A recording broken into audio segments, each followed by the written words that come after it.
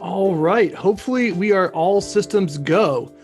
Maybe someone in chat can tell me whether or not you can hear the mic with the music at the same time. It's kind of crazy. We're natively streaming through Zoom, and hopefully this is all going to work out well for us. So, real fast, in case anyone is brand new to this whole thing, hello. This project is called GaldersGazetteer. About 2 years ago, a young man made a post on Reddit saying that he was sadly dying from a rare form of cancer and he only had weeks to live. And he wanted something to be remembered by. He wanted, if there's any way his character could be added to the game's lore. With a lot of kindness, a whole bunch of people from the community from Reddit and Twitter responded, and they said, well, they couldn't make it official, but they could add Galder into their games. So that character can keep living in their stories, in their worlds. So that's what this book came about. It's a memorial book to not only Lawrence, but all sorts of other players who have passed on, and they want their characters memorialized. And not only is it a really cool concept, all the sales of this book on DriveThru RPG, which is going to be for sale hopefully tomorrow afternoon. You can purchase the book if you did it back to the Kickstarter. All the proceeds from that are getting donated to the Cancer Research Institute. So yeah, really cool. So not only is all that cool stuff aside, all the heartstring tugging stuff aside, I really think this is a gorgeous book on its own. It's stunning in its artwork and it's innovative in, I think, its mechanics. There are brand new conditions, new actions, new martial options, and then a whole bunch of GM tools and adventures to sort of integrate those into your game. Hey, Nadine, thank you for stopping by. Nadine is one of our designers on this book. Hopefully you'll get to some of her stuff. All right. Woohoo! Ramel! Oh, so glad to have you in there. All right, so without further ado, let's go ahead and jump right into this. All right. Is this now the front page? Let me check my... it takes a second for the feed to respond. I want to make sure you guys are seeing the right page here.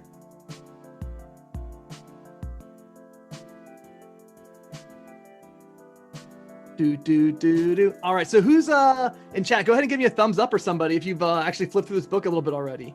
All right, yeah, it looks like we have the right one up here. Oh man, Nadine, unfortunately, I gave her like the hardest task in the whole book, right? Like she was one of the last designers we brought on, and like all the junk, I'm like, okay, this is too hard for me to do. Let's pass it on to somebody else. And Nadine, she crushed it. She crushed it. Her stuff came out really, really great. She got to do well, we'll get there. So right off the bat, this is sort of a Viking Norse theme. Some of the original artwork of Galder had him like in an icy tower up north, and I know that Lawrence is from the UK, which has a rich history of mixed Celtic and Norse roots. So I incorporated that there with this artwork right here, and you can see very faintly in the background is also like a little knot pattern, just so everything's just not a flat black. Wouldn't know where the book be printed. I got my proof copy a week ago, but the front of it came out a little messed up, so I had to send them a fixer-upper. So I think the book will be available for print within the next 6 days, which means that you should probably have it in your hands within the next 2 weeks. You checked it out a tiny bit? All right. And so, bam, right here at this credits page, you can see there are a whole lot of people involved. I'm going to go through this book in detail because I'm going to be up here for like three hours. So you have to pardon me if this is getting a little too slow for your taste, but I just want to pause in here and look at all these great people. Nadine, there you are, front and center. First one listed. Chris Hancolla, if you don't know him, he is Treant Monk. He has he's like one of the best optimizers there are. He's got a whole culture around it. A really friendly guy too. He did a lot of the writing and editing on the spells, which he's a big wizard person. So I feel really great with that stuff. Cameron, he's someone he met through my YouTube channel.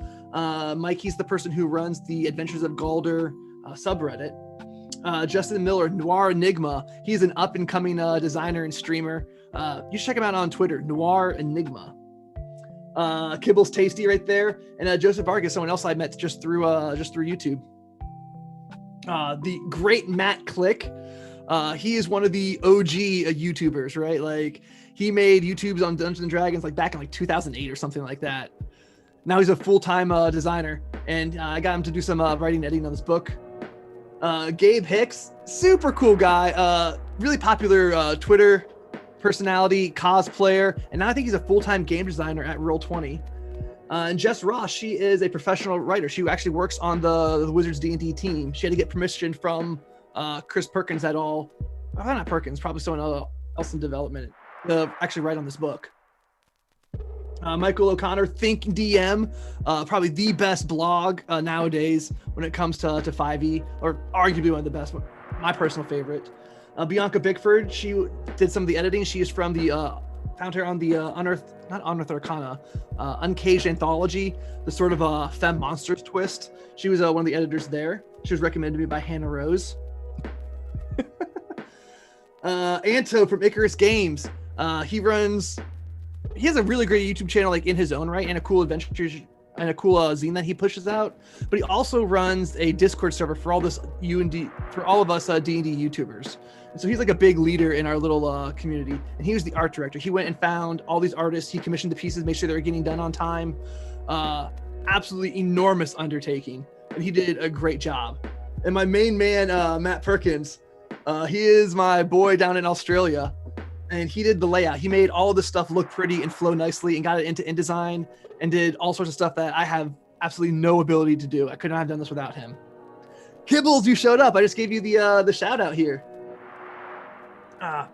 And Julia King. She is well, I met her from another creator here in the space. And she did all this cool trim on the inside, like little knots and round bits right here, and the tables and the bars. She did all of that work. And then just all these fantastic artists, right? Tons and tons of people.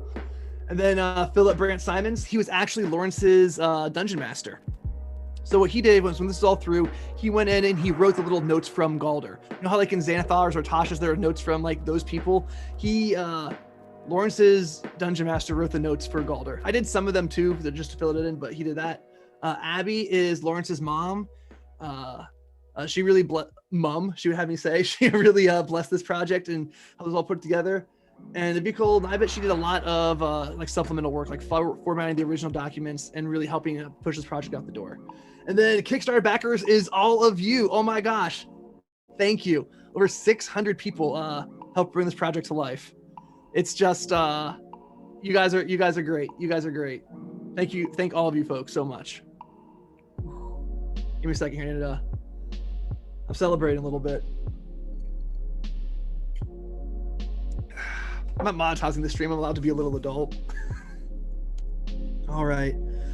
And then so right here on the next page, we get, instead of like a traditional foreword from the author, I decided to have a foreword from Abby, right?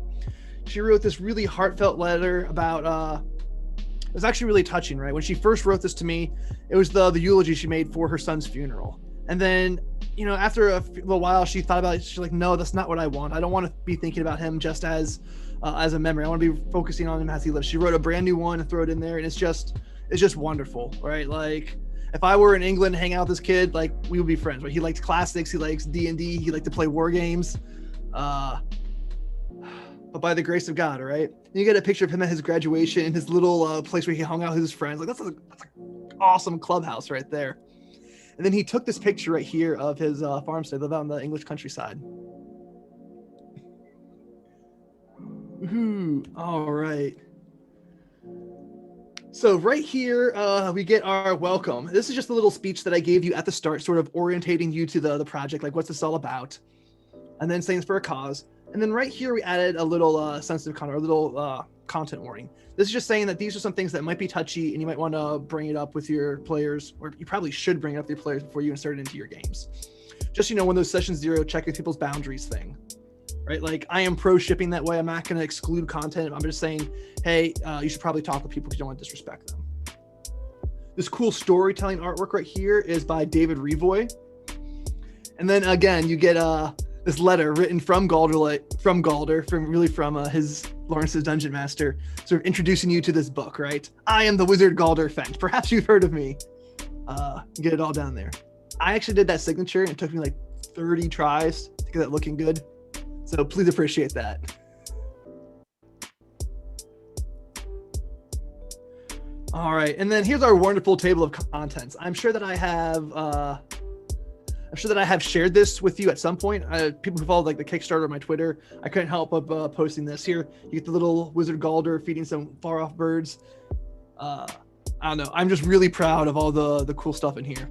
The submissions that you folks gave, really creative stuff that I never would have come up with on my own. And it was really, really cool. The adventure writers did a great job coming up with cool ideas. The editors really scratched it all together. Just this page really, to me, like summarizes all the hard work that everyone put in here. Super, super cool. And busting in at 192 pages. You have to do these in multiples of 8. All right, and again, the full scale cover are gorgeous. So we divide this book into a couple of chapters. We have expanded rules, player options, GM toolkit, and then the adventures, and then appendices. So again, just to appreciate this this gorgeous cover art from Sasha R. Just fantastic. It's when I talked to the artist, right, I suggested actually putting like a Memphit or a lizard or, you know, something magical right there. And then he's like, no, it's clearly high fantasy as it is, right? You don't want to overdo it. And I think that was a good call. Someone, the artist, like sticking up for his work and pushing back against me. I think we're all better for it. I love this thing off in the distance, the little waterfalls right there in the dam, and what are these ruins doing? And I love how these doves sort of come up, just sort of like, I don't know. You want to imagine yourself in there, and the clouds like going off in the background. Just a really beautifully composed piece. Shout out to Sasha R. If you ever need cover art, or, you know, willing to drop some money on a fantastic piece, that's your man. Yeah, Nadine, I just want to say that I watched you DM on your stream the other night. You were crushing it. I was just like blown away. I loved it. That perfect mix of like seriousness and levity. You're really drawing your players in. Everyone that's in the stream, go check out Nadine on Twitter right now and get a load of that stuff. It's great.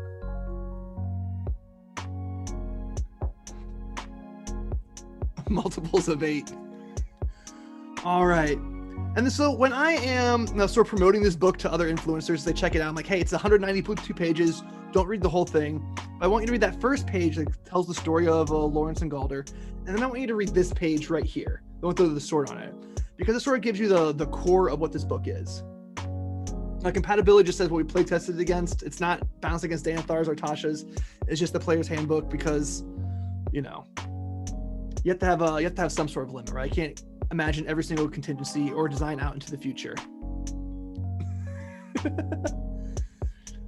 Oh, thank you. I can't wait we're gonna get to some of your pieces here in just a few pages. Exploding Dice, he's asked for it, and he made some of these full page splash pieces, some of the best art in here. Experience, I'm saying this is for advanced players. Like, you have to really, really understand what's going on in 5e to here. Starting level, here's a neat little trick, right? I'm going to go ahead and write down that I'm assuming you're all starting at 3rd level. And this gives me a lot more flexibility than you might initially anticipate in my design space, because you don't have to worry about weird things. We can have here, for example, if we assume that everyone starts at 3rd level, we don't have to worry about making a fisticuffs bare fist fighter, right? Because if you assuming you might start at 1st level, the fighter has a sword and an armor the first 2 levels, then suddenly he gets his archetype at 3rd level and he just drops it off. Like, okay, I don't need these things anymore. And that doesn't make any sense. It breaks the fiction. But if you assume they're starting at 3rd level, you don't have that problem. Likewise, you can put really squishy ribbon features at 1st and 2nd level without people like complaining about it. And it also stops that sort of multi-classing temptation. Oh, I'm not going to get that 1 level dip because it's just a fluff piece. But if you're assuming you're starting at 3rd level, then you have a stronger base right there. You're like, okay, you're getting these fluff pieces and you're getting a good solid core for what you are. It puts in, it gives you a little bit more leeway and flexibility as a designer. All right, cool. And then the expansions. This right here is really the core of the book. The expanded conditions. There are 7 new conditions. And what's cool about this book is I didn't just give you the conditions. Throughout the entire book, they're integrated. The class features use them, the monsters use them, the adventures use them. So it's not these standalone pieces. I'm helping you really put them into your game. I want you to use this stuff. Ooh. All right, 1 second. Let me check on chat here. All right, we got some folks in there. Excellent. Thanks to everyone for stopping by. I really appreciate that. All right, yeah, the GM Toolkit chapter is full of game elements to help integrate the conditions. So, and we're gonna get those in the next stage. The combat options. So these are cool too, right? They have martial attacks. We have 4 new actions, one new reaction that you can take. Sort of add some depth to combat.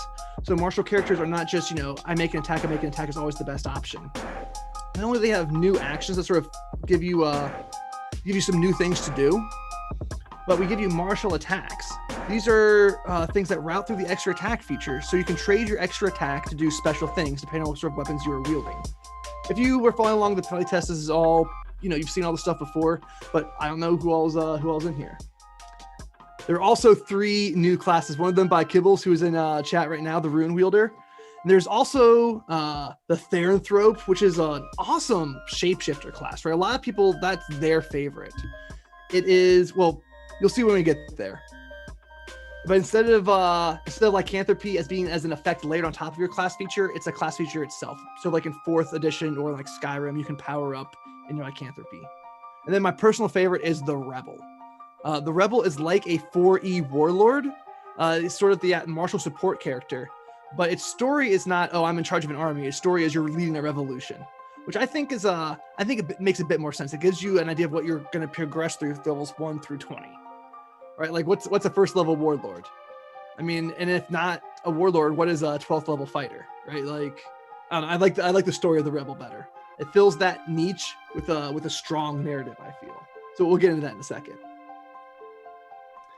And the variant classes. This, I got the receipts in case anyone wants to check. I came up with this before before Mike Merles posted that on Happy Fun Hour, right? But mine's a little bit different. Instead of and what appeared in Natasha's, instead of just swapping out 1-for-1 class features, these are different bases. This is a whole different chassis, a different expression of what those classes could be. So you choose this variant class, and then you choose your other archetype. So it's cool. It's not a 1-for-1 swap. It's a whole different expression. All right. Hey, Jared.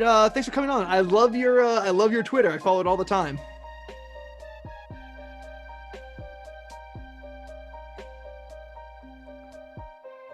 Yeah, no problem, Perkins. Thank you for joining my Discord. I think you just joined my Discord a little while ago, right? Yeah.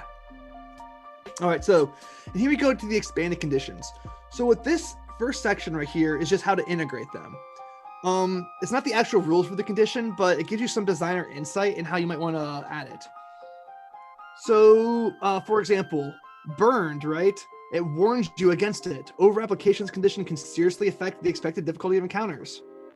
And then it also gives you like an idea of how you can end this condition. This condition should be ended with lesser restoration, or when the burned creature covers all its hit points. So it's giving you the general rules that are aside from just the things that affect your character at that very moment. Despondent.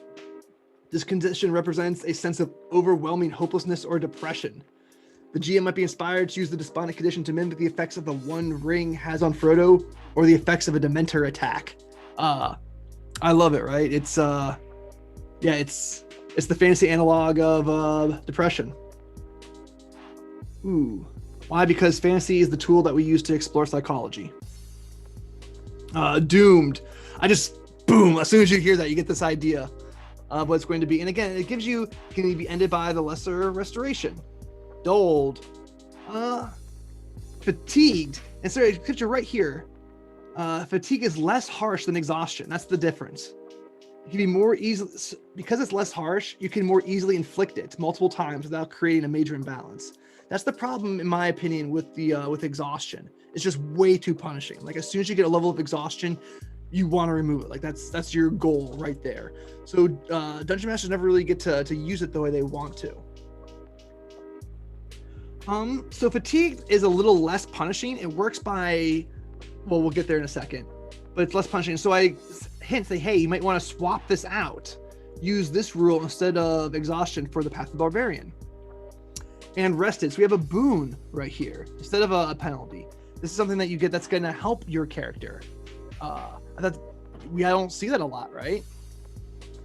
And then wounded. Wounded is the oh man, you got stomped, right? This is the long, lingering, painful condition. This is not something that you want. All right. So bloodied. In the playtest, this is the one that actually got swapped around a lot, right? Like, I was kind of resistant, but you know, Mike O'Connor, our thinking DM, our playtest manager, he's like, yo, you gotta listen to what the customers want, right? You gotta change it. And so bloodied doesn't have any rules of its own. It just says if you get below, you have a bloodied value called half a hit point maximum. You can knock below that, you are bloodied.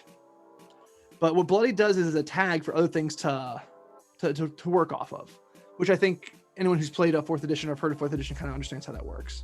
But there we go, it's just codified. That's important, right? Because burned right here, a burned creature is also bloodied. So right there, we're seeing how this works, right? You don't have to be knocked to half your hit point maximum to have this tag applied to you. So you have an effect that's going to trigger when you're bloodied. You can burn the creature in order to get that effect to trigger. All right.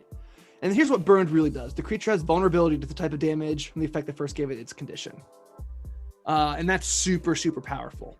There's nothing else in the game right now that really lets you add vulnerability. And the reason is because it's so potentially imbalancing, which I make the note of over here. But I think that's going to add some, it's a lot of fun and add some tactical depth, you know, and it makes sense, right? Like, you can just imagine as a dungeon master, like, oh, this is, you know, real hellfire. Once you get burned by this, once you get damaged by this hellfire, you have to make a saving throw. And if you fail, you're going to be taking more damage from the fire all the time. It continues to burn you. You are super susceptible to this or to acid or to cold. It just, you know, totally makes sense. It's something that people want as soon as it just clicks in their head as soon as they hear it.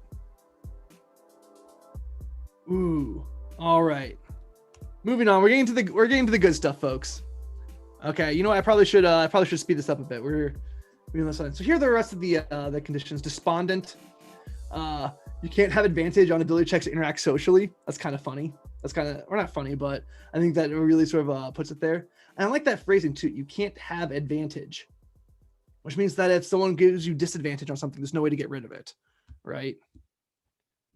And you don't add your proficiency bonus to its attack rolls ability checks. Like, you're no longer putting yourself into these things, right? You're just having you're just completely lethargic and having it sucked right out of you. Doom, disadvantage on death saving throws. Boom. Always restore the minimum hit points. Boom. Dulled. This is, again, something that doesn't really exist in the game, but you can, you know, it was missing. Disadvantage on intelligence ability checks. And advantage on other creatures have advantage on saving throws against their spell effects. Oops. So there we go. There's Exploding Dice's excellent artwork right there. That is the wizard Galder casting one of the spells, Mishvar's Meaningful Words, and it's around some of the other memorialized characters. This is Terminus. This is, you know, I forget these. I think this is Alex the Cleric, and I forget what that one's name is, but they are in the appendix. Again, just absolutely fantastic artwork. And so we can zoom in a bit here, maybe give you folks a better look at that. Right, just so cool. Like, what is that thing? Where are they? Like, oh, what's that spell doing? Wait till we get there. You'll find out. Okay, and so now we're in the player options section. Big fan of the variant wizard. I was wondering what you would think of that, man. To tell you the truth, I like the spell memorization feature. Like, numbers wise, it's slightly more powerful if you like maximize it out with Fireball, but only slightly. And so I think that's a good trade-off. Yes, exactly, Perkins. And as you flip through the book, you'll see examples of just that. Ooh, a recovered stun PC is dulled for some random period. This is the point of the book, right? It's not just that I gave you some tools to integrate these things, but I want you to homebrew on your own. Every dungeon master is a power user of the system. Everyone always creates stuff. I just busted open this design space for you. Go play. I can't wait to see what you folks come up with. Right up in the Discord. Share, please. All right, and then right off the back, boom, the Rebel.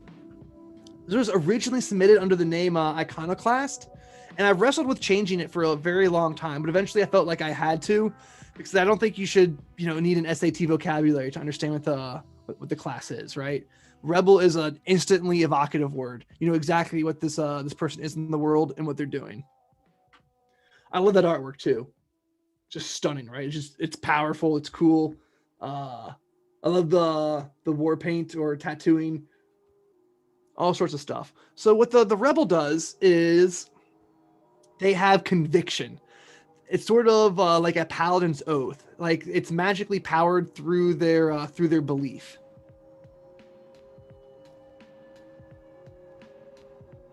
And you also, in addition to your conviction, you form a bond with other characters. When you form a bond with the other creatures, you can either give them powers or you can sort of take some of their powers with you.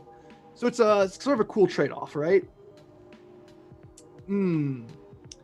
So, I just want to read this little section because I really like it.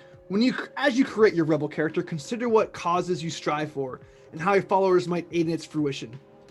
You might have been recently radicalized by a grave injustice, or perhaps you're part of a long-standing resistance movement whose moment has come. Just boom, story. All right, and one little note right here. This is the only class that needs a score of 14 to multi-class. Just a little something extra I threw in there to make it different and distinct. I don't really think it's really going to affect anyone's gameplay decision, but might as well be different. Okay, so you D8, you get simple weapons, you get medium armor and shields, although you don't really start with a shield, I don't think. Nope. And you get 3 skills. So already you get a more skill-heavy character than most, but you're not, and you're kind of a martial. And you only get simple weapons, but you'll see in a second. So at first level, you choose your revolutionary path. You decide what type of rebel you are. You can either be a heretic or an insurrectionist. So you either try and overthrow the church or overthrow the secular government. Both cool options. Okay, conviction points. And you spend your conviction points as you level up to do cool effects. And this is your first one right here, quick guidance.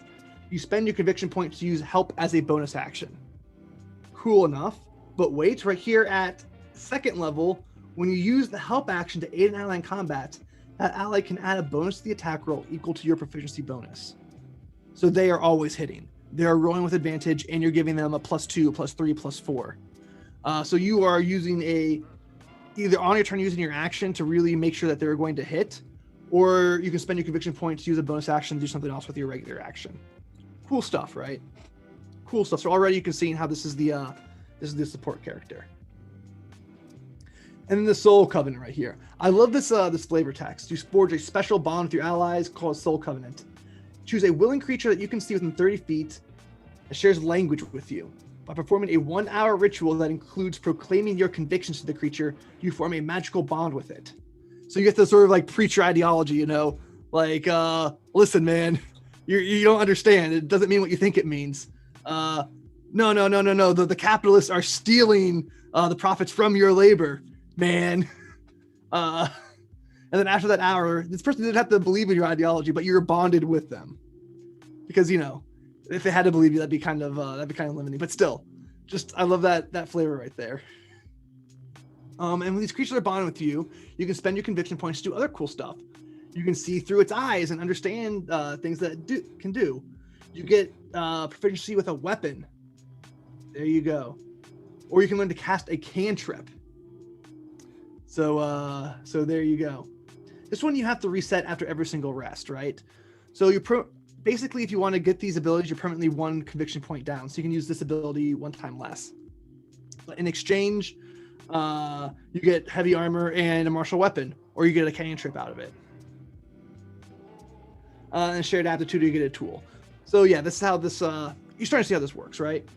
And then the next big thing that this character gets, this last major sort of piece of their, like sort of like the core of their class, is these writs.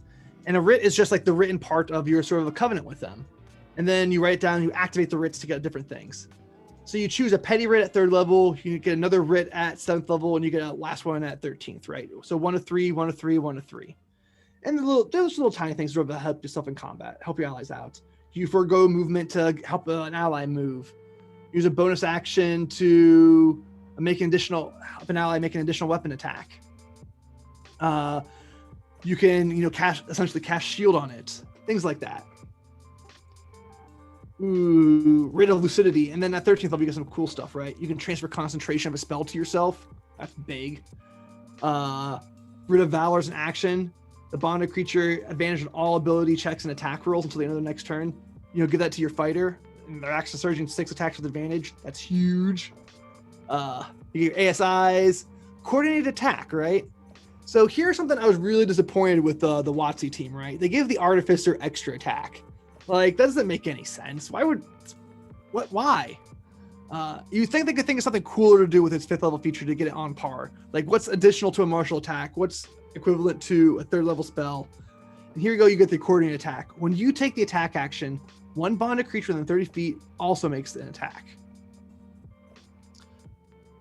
And at Force of Will, this is going to keep you up with damage. When you can add your charisma to the damage roll. That's just structural stuff. Cool name, structural. Domineering Presence. Basically, you get 1 of 3 things you can do. Actually, you get all these prepared at all times. You can choose which one you want to use.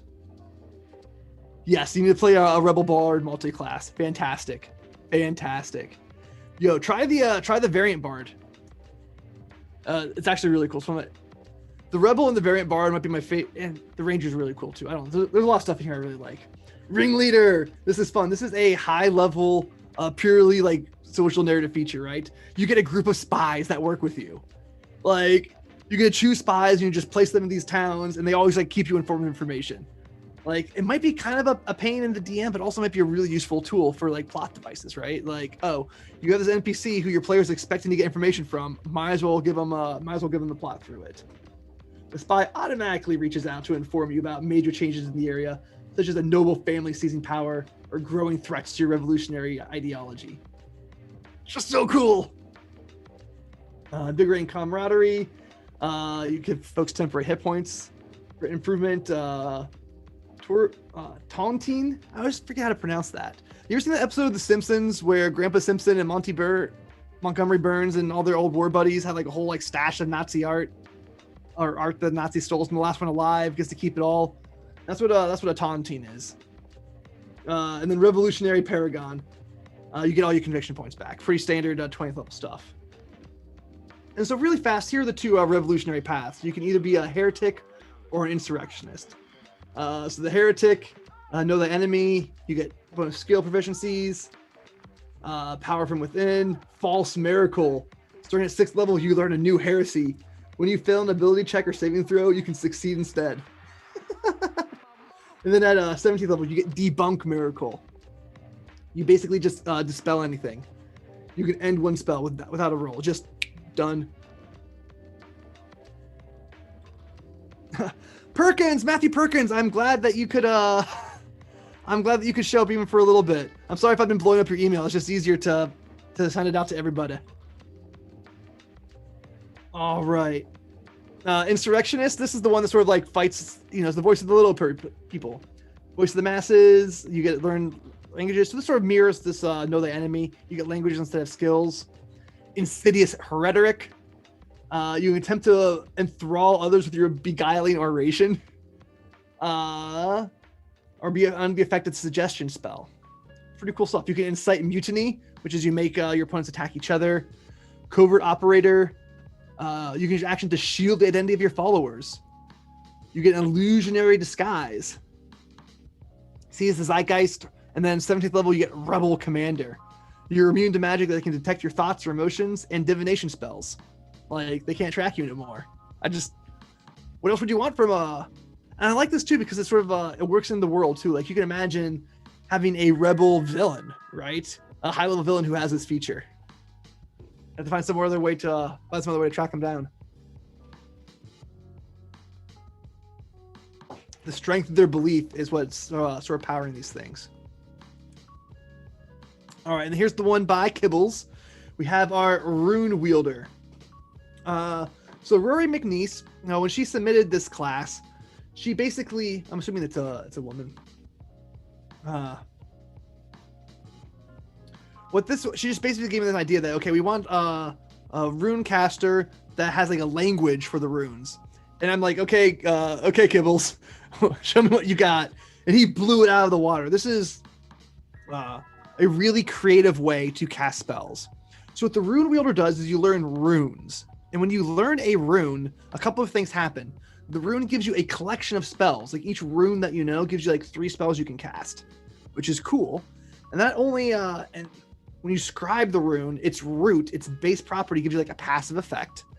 It's a root because it's a language. And then you can speak the rune with different voices. And each voice that you speak from that rune has a different effect. So you choose a rune, and you get like a whole host of options with each of them. And sort of works like a half caster. All right. And again, it's because it's a half caster, these 5th level features are kind of cool. They're not just extra attack, they're not just 3rd level spells, they're all something a little different. That's something specifically I requested. So D8, so you're going to see you're a bit tougher than most classes. You're sort of in the warlock range there. You get medium armor and shields because you could be the runic warrior, and we'll just get right in there. So right here we get a little flavor text box sort of talking about what runes are. Okay, so Runecraft. This is just the rules for it and how the voices work. And here are the different types of these are the different types of voices, like an enhance, erupt. This rune, the erupt causes the rune to erupt violently, assaulting all creatures in a certain radius of the rune. You can manifest the rune. So when it's marked on your focus, it allows you to manifest the raw power of it. So you make an AoE, you make an area of effect, you manifest it. Or you can strike. You can speak the strike voice of your rune. And if it's on focus, you can do more damage or something like that. So you also get a little bit of extra language tools because this is sort of it's the whole flavor of this class. You also learn more languages. Spell slots, we don't go through this. Reinforced voices, runic tradition. All right. I think I sort of gave you like the core of what all that stuff is, right? You use these runes and they give you cool powers. And here are the traditions, right? The Runic Knight is the martial version of this. You get bam, proficiency with anything that you mark it. So you mark heavy armor with your rune, and now you have proficiency with that heavy armor. You mark that greatsword with the rune, and now you have proficiency with that greatsword. So you expend the things you can mark your runes on, and to get proficiency with that stuff. So this is the martial version of that, and you get extra attack. Cool stuff. The Mystic is sort of like the monk-ish version, I guess. It's a good way of thinking of this. You get tattoos on yourself, right? You tattoo runes all over your body. So cool. And you get this battle cry. So you take the attack action, you can activate the voice of that rune. These sort of these special powers as part of the same action. Very cool stuff. Hallelujah. You're my savior, man. All right, how are we doing in chat? Everybody happy there? I'm just gonna go ahead and assume the answer is yes. Everybody's absolutely thrilled. Yeah, using NPC spies is a great way to, yeah, that makes sense because of how the villains sort of keeping track of where everything's going, how they're getting information, and the players will want to track down where the leaking information is too. That's sort of a whole, that's one of the things that really gets the players invested in your game world. Definitely. All right. Runic Sage. This is the one that sort of like the scribe, right?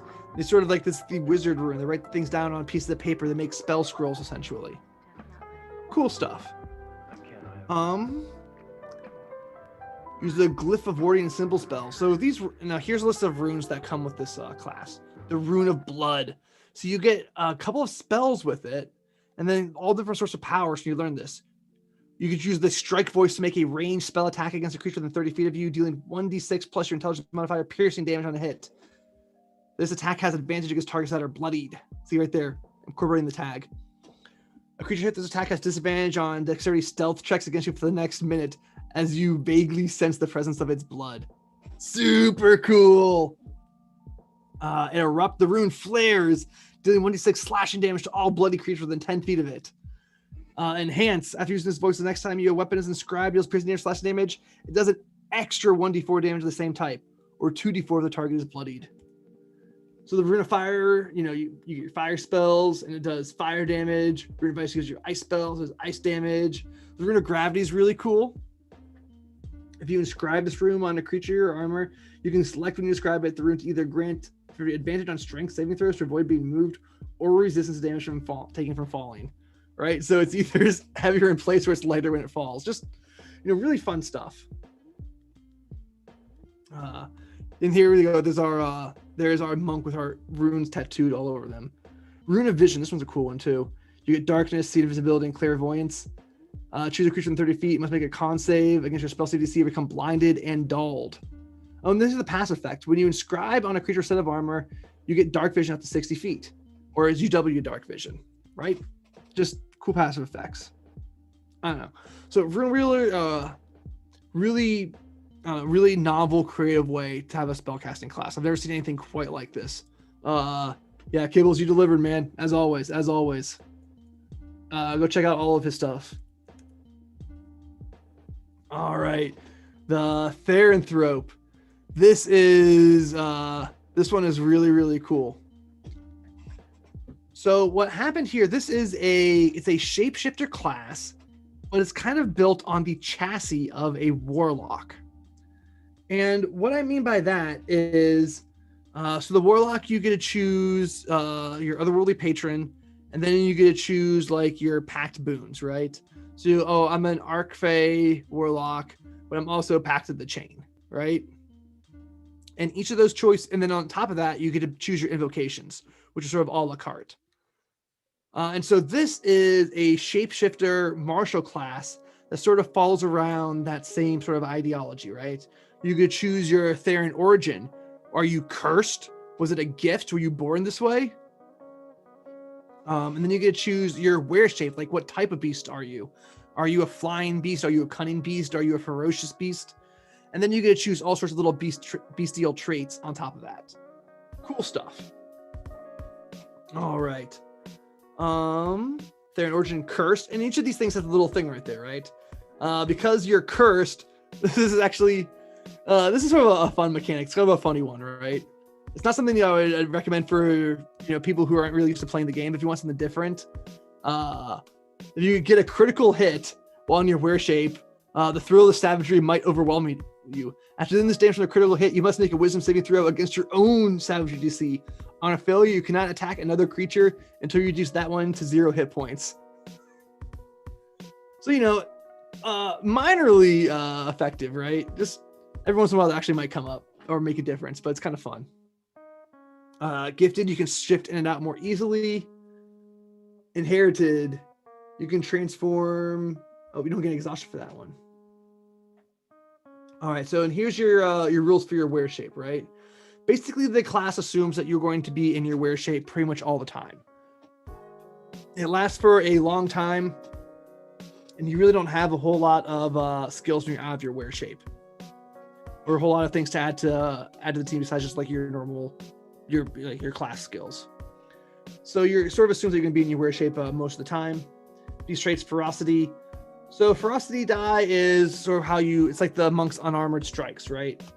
You go back to this table, they level up. It's kind of a different progression. It's, 1d4, 2d4, 2d6, 3d8, because we want you crit fishing.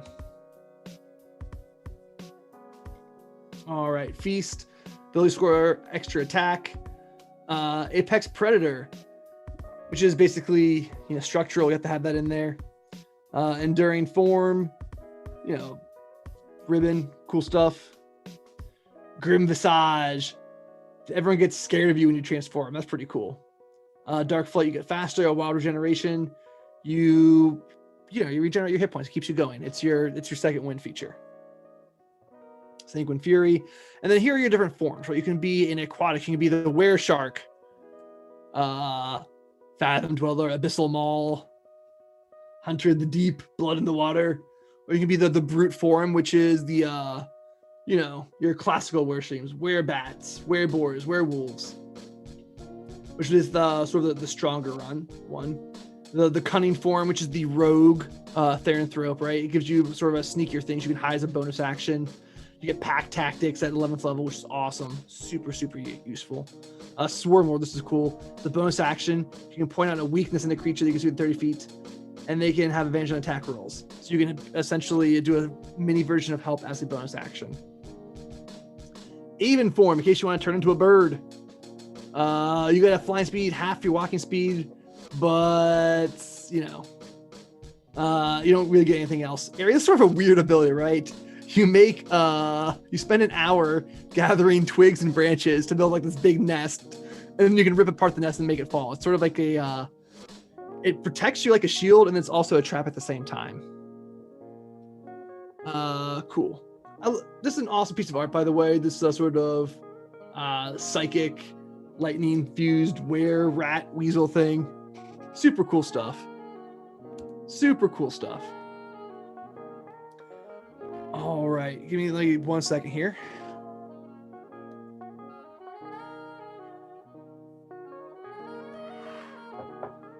All right, and then here's just the whole list of those beast traits. Like I said, they're sort of like the Warlock Invocations. You sort of pick and choose which ones you want. Some of them have prerequisites. So you really get to not only customize what sort of animal you are, but really customize how you want to sort of play this martial character. Like, it would be entirely possible just to reflavor this as a fighter and be like the coolest fighter, right? The one that everyone's complaining that they don't have. Which is something I think is really cool. It doesn't have the same flavor, I guess, but you could reflavor it. All right, and so now we're on. Whew, that was the 3 original classes, folks. You guys, I hope you folks like those. Please let me know in chat like which one of those you would prefer to play right away. Like I said, the Rebel's my favorite. I know Al over at Dungeon Coach, he thinks the Therianthrope is best, and Philip, the one who helped me with this book, he thinks the Rune Wielder is best. So you're among the design team. We're all sort of we all think differently. All right, Barbarian. So this is a cool piece of art. It's our trans barbarian. So something that you have to be aware of is that if you don't ask for trans people, you will never get them. Like, you can't just say, draw me a barbarian, because no one will ever include a trans person, they'll never include a black person. Like, it's kind of sad, but as someone who's been an art director, someone who's trying to put together a book, you have to be proactive in trying to get representation, or else it's just not going to happen. People draw to default unless told otherwise. So yeah, and she's like a super mighty warrior. I just love it, right? Rawr. Nadine like Shark Boy. All right. So Barbarian. This is the variant Barbarian, right? So you're no longer getting danger sense. You're no longer getting reckless attack. You're no longer getting fast movement. You're no longer getting indomitable might, right? So reckless attack, man, that's like the Barbarian's signature feature, right? Like, it's how they tank. You're getting advantage, so you're more likely to crit, and your crits are awesome because you have a brutal critical feature. It makes you the tank because everyone has advantage on attacks against you, but you're designed to absorb hit points. Like, it's their signature move. Like, how are you going to replace that? All right. Fast movement, like, again, like, gets the Barbarian to the front. It's what they do. And these other two are just sort of, I think, flavor ribbons, pretty much. Danger sense is really useful, though. Don't get me wrong. Danger sense is super useful. All right. So rip out all those 4 features. And instead, you get 1, 2, 3, 4, 5, 6. Wow, you get 6 features back. So animal instincts. You have advantage on perception checks that rely on smell and hearing. Cool stuff, right? Primal Mite. Now this is sort of the key feature here. While in your raid, you add your strength modifier twice instead of once. The first melee attack roll you make on each of your turns. Okay. So what Reckless Attack did was it gave you accuracy in another way, right? You gained advantage. And here we are giving you accuracy through increasing your strength modifier. But what Reckless Attack did was it gave you a higher chance to crit. This does not give that to you, right? You're increasing your accuracy, but not increasing your critical threshold. Okay, but at the same time, it doesn't make you the tank that the other one does, right? Like enemies have no incentive to really come after you. So Headfirst Charge sort of takes fast movement and Reckless Attack and puts them into one. So it's no longer the core feature of the Barbarian to constantly have advantage on you, but you can still get to the front line if you want. We're opening up that option. When a hostile creature moves to a space within 20 feet of you, you can move up to half your speed towards that enemy and make a single melee weapon attack with advantage. But then they have advantage against you. So it's only that one creature that you're headfirst charging into. So cool, right? You get to go to the front of the line, you're closing the distance, you're making the attack, and then that one particular enemy can target you. And then we cap it at con mod. Short rest. Okay. So, Thick Hide. You are extraordinary in your ability to withstand and endure bodily harm. Begin at 7th level, you add your Constitution modifier to any dexterity saving throw made to avoid taking damage. So we wrecked out Danger Sense. So you're no longer having advantage on those saves, but later on, we're adding something to keep you going, right? You're more likely to pass those saves. Lingering Adrenaline. This is just pretty much a ribbon. Okay, and so Mighty Blow. And here's where we come back around, right? Like, remember how we said with Reckless Attack, we took away your ability to crit more often, but we gave you a more consistent boost in accuracy that doesn't come with a detriment. You can later choose to add that detriment at the head first attack, but it's not part of your core class. But right back here with Mighty Blow, we added that chance to crit back in. You can strike at your foes with a stunning violence. When you make a melee weapon attack, you can try to score a deadly blow. If you do so and your attack roll exceeds the target's AC by 5 or more, the attack is a critical hit. You are adding your strength modifier twice instead of once, and if you exceed the target's AC by 5 or more, you score your critical hit. You have to choose to do it ahead of time, so there's that little bit of gamble. You don't know if it's going to pay off, and we put a cap on it. Strength modifier per long rest. And then Unstoppable Power, when you're in rage, you have advantage on all saving throws. Just boom. Your cap is a little bit more powerful than the box standard Barbarian. But at the same time, you're not scoring nearly as many still as many crits you probably would with Reckless Attack. Yeah, so that is the thought process of trying this variant Barbarian. Just really fast, I just want to point out this gorgeous the boxes, the sort of streaming folio artwork. Like, oh, this is just really, really good, right? Perkins went through a lot of trouble to make the spear sort of match right there.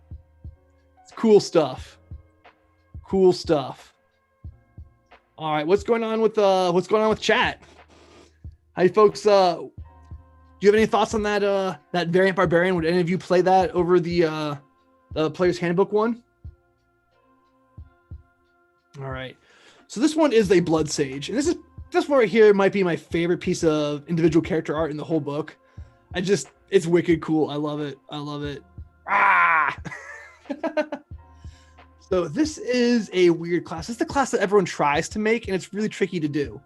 You sacrifice your health to do more damage, right? Like, you make yourself weaker, and then you get extra powers, right?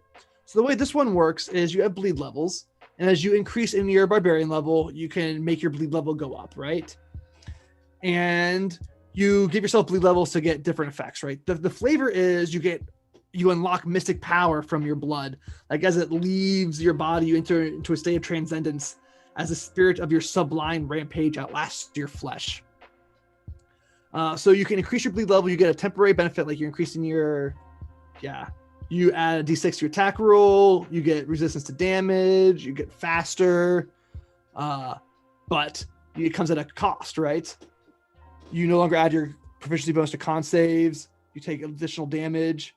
But the cool thing is, once you are bloodied, once you actually have the blood leaving your body, you enter into the state of mystic ability, right? You get all these other cool powers too. So this is what you have to do. You pay this price as your bleed level goes up to get those features. But once you become bloodied, you get superpowers. Like you can cast Misty Step. You can fly. Like, what? It's so cool.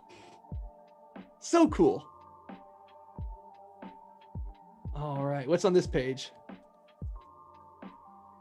Oh, okay. So this is the rest of the blood stage. At 6th level, you know, you can sense the intention of others in their blood. Ribbon. At Ichor Ally, this one's cool. When the blood leaves you, you can make like an ooze creature out of your blood that you can control. Numinous Sanguinity. You control the mystic energy of blood so complete.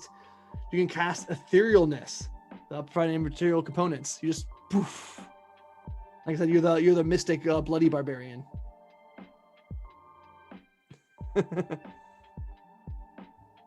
Yeah. All right. Path of the Pit Fighter. All right. So I did a play test at like 15th level with a rebel and a barbarian with Mighty Blow, and it was a lot of fun, right? Like I kept like trying to get the barbarian to crit on their turn. They just kept trying to like smack the creature down, and like when you finally get that crit, it's just that teamwork was awesome. It was really cool. Like I felt like we were holding our own with like the wizard and the 15th level moon druid. It was sick. All right, so Path of the Pit Fighter. This is another cool one. It's the Gladiator Barbarian. When they submitted the class, actually I think they call it the Gladiator, but Pit Fighter is more appropriate to I think a barbarian story. So this is a cool example of how we are integrating the actions right here, right? If you successfully grapple or hit a creature with an arm strike, you can use a bonus action to sunder an object that creature has. You can take the sunder action as a bonus action with this creature, right? The sunder one is one that you attempt to break the opponent's equipment, right? So again, we are integrating those actions throughout this book. You develop a threat and reputation. You're a crowd favorite. Here, really fast, let's just zoom in on this art down here. Gorgeous stuff, right? I love that. Look at the little buckler Targe with the fur. I love her armor, her fangs right there. The cool piece of like forward armor, just like Gladiator would have in Rome, but still it's a Tifa at the same time. Just stunning work. Absolutely, action lines in the sword, stunning work. Great piece. It was so good, we made this header out of line just so we didn't have to cut it. Pugilism. So again, this is more of the Gladiator. Spectacle killing. This one's cool, right? If you kill somebody, they have to make a DC equal to your passive strength performance score. On a failure, the creature is frightened until the end of your turn. So instead of writing out the rules for 8 plus this, I just said, okay, no, it's this passive score that I expect you to know how to calculate because this is a book for advanced players. Get over it. This is your class feature. Figure it out. All right. The next barbarian is Path of the Stallion. This is actually one of mine. This is one I put in the initial Kickstarter playtest, right? Just to give people an idea of what's going to happen. So this is the barbarian that is, the great horse societies, right? This is the barbarian of the nomads, of the Dothraki in Fantasyland, or the Mongolian horde, or the Plains Indians. The great horse societies. But it's fantasy, so you're not riding horses, you're riding rhinos and griffins and all sorts of cool things, right? And you do it as a spirit tamer.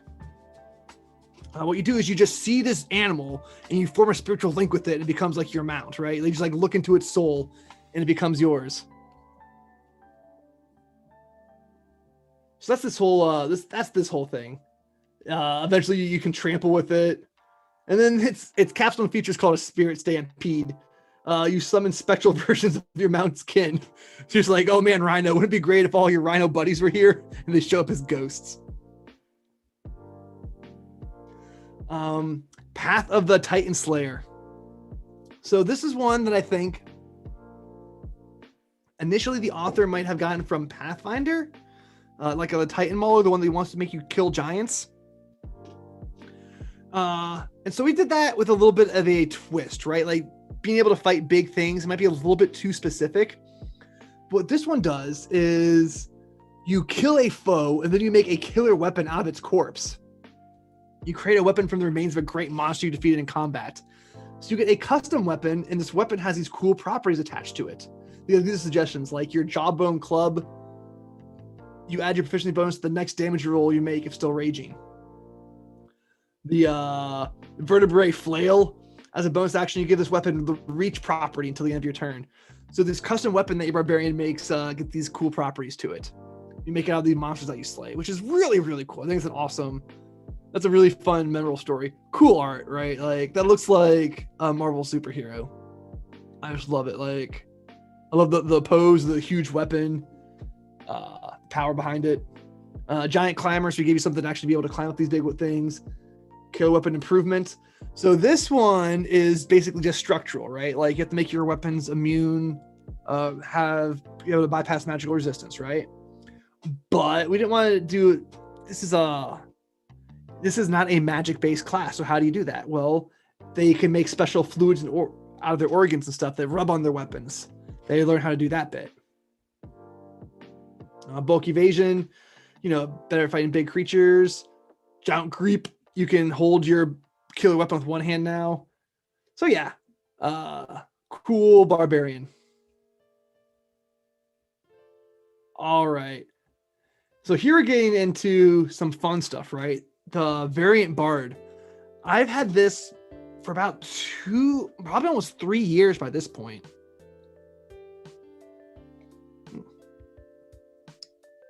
It's old fashioned. I just released a book. I'm celebrating.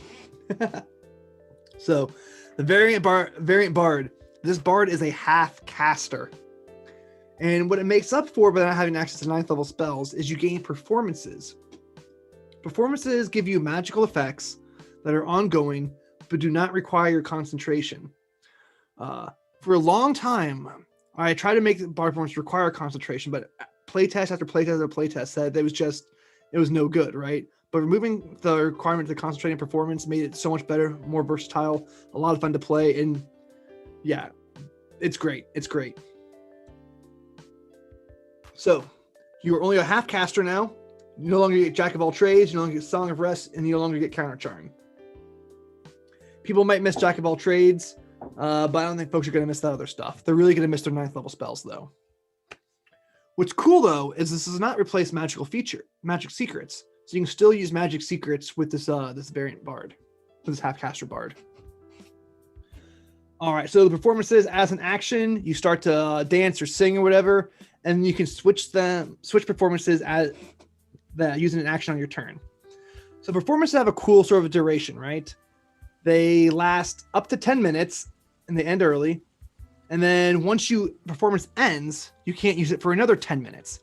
It is not spell slots or anything like that, not uses per day, but has these built-in cooldowns, or I should say by default, they're not like uses per day, but they do have these built-in cooldowns. Cool stuff. Folklore repertoire. This is the old bardic lore ability, right? You roll percentile dice, and if you roll under your level times 3, you know it. So this is different than making an ability check, because the ability checks are still under the GM's control, still under the control of the dungeon master, but that they want to allow you to roll to know something. This puts it in the player's hand. They can say, well, I'm just a bard. I might know this anyway. Martial Fanfare. So this is your 5th level feature here, right? When you take the help action, you can grant advantage on attack up to 60 feet away, and then make a weapon attack or cast a cantrip as part of the same action. So this is what you're getting at 5th level instead of extra attack. You can help as a bonus action, when you take the help action, you can also make an attack as part of the same action or cast a cantrip as part of the same action. That's what you get instead of extra attack. Converse performance. This is sick. This is where this bard really, really comes alive. So this bard is also really good at anti-magic. So you can cast counterspell using your performances. If you are performing, you can cast counterspell, boom, and if you counter the spell, your performance ends. Or you can expend your performance use to counterspell something. And you add your proficiency bonus to the check, right? We took out Jack of all trades, but we want you to be good at counterspelling. We want this bard to have something special with them. So boom. Unflappable, glibness, that's a bard spell that's at high levels, and you don't have high level spells, so I have to give it to you another way. And so there it is. And then here are your bard performances. The signature one that you start out with is Call to Battle. So while you're performing Call to Battle, friendly creatures within 60 feet of you are inspired to fight with extra zeal, and they get to add extra damage, right? They're within 60 feet, you can add a D4, then a D6, then a D8, then a D10, right? So every single turn, all of your allies are adding that extra die as they hear you sing, We Are the Champions. It's a great feature. You feel good every single round. Everyone, when they roll that extra die, they know it's because of you. If you want to play a support character, you're doing your thing right there. These other performances are kind of cool stuff. Baffling Rhapsody, Confusion, Counter Curse. You can end some magical effects. Dissipate performances, Dispel Magic, Enhanced Presentation. These are meta magics, basically. You can make your presentations better, make an encore performance, a mindful performance, a projecting performance, a tandem performance.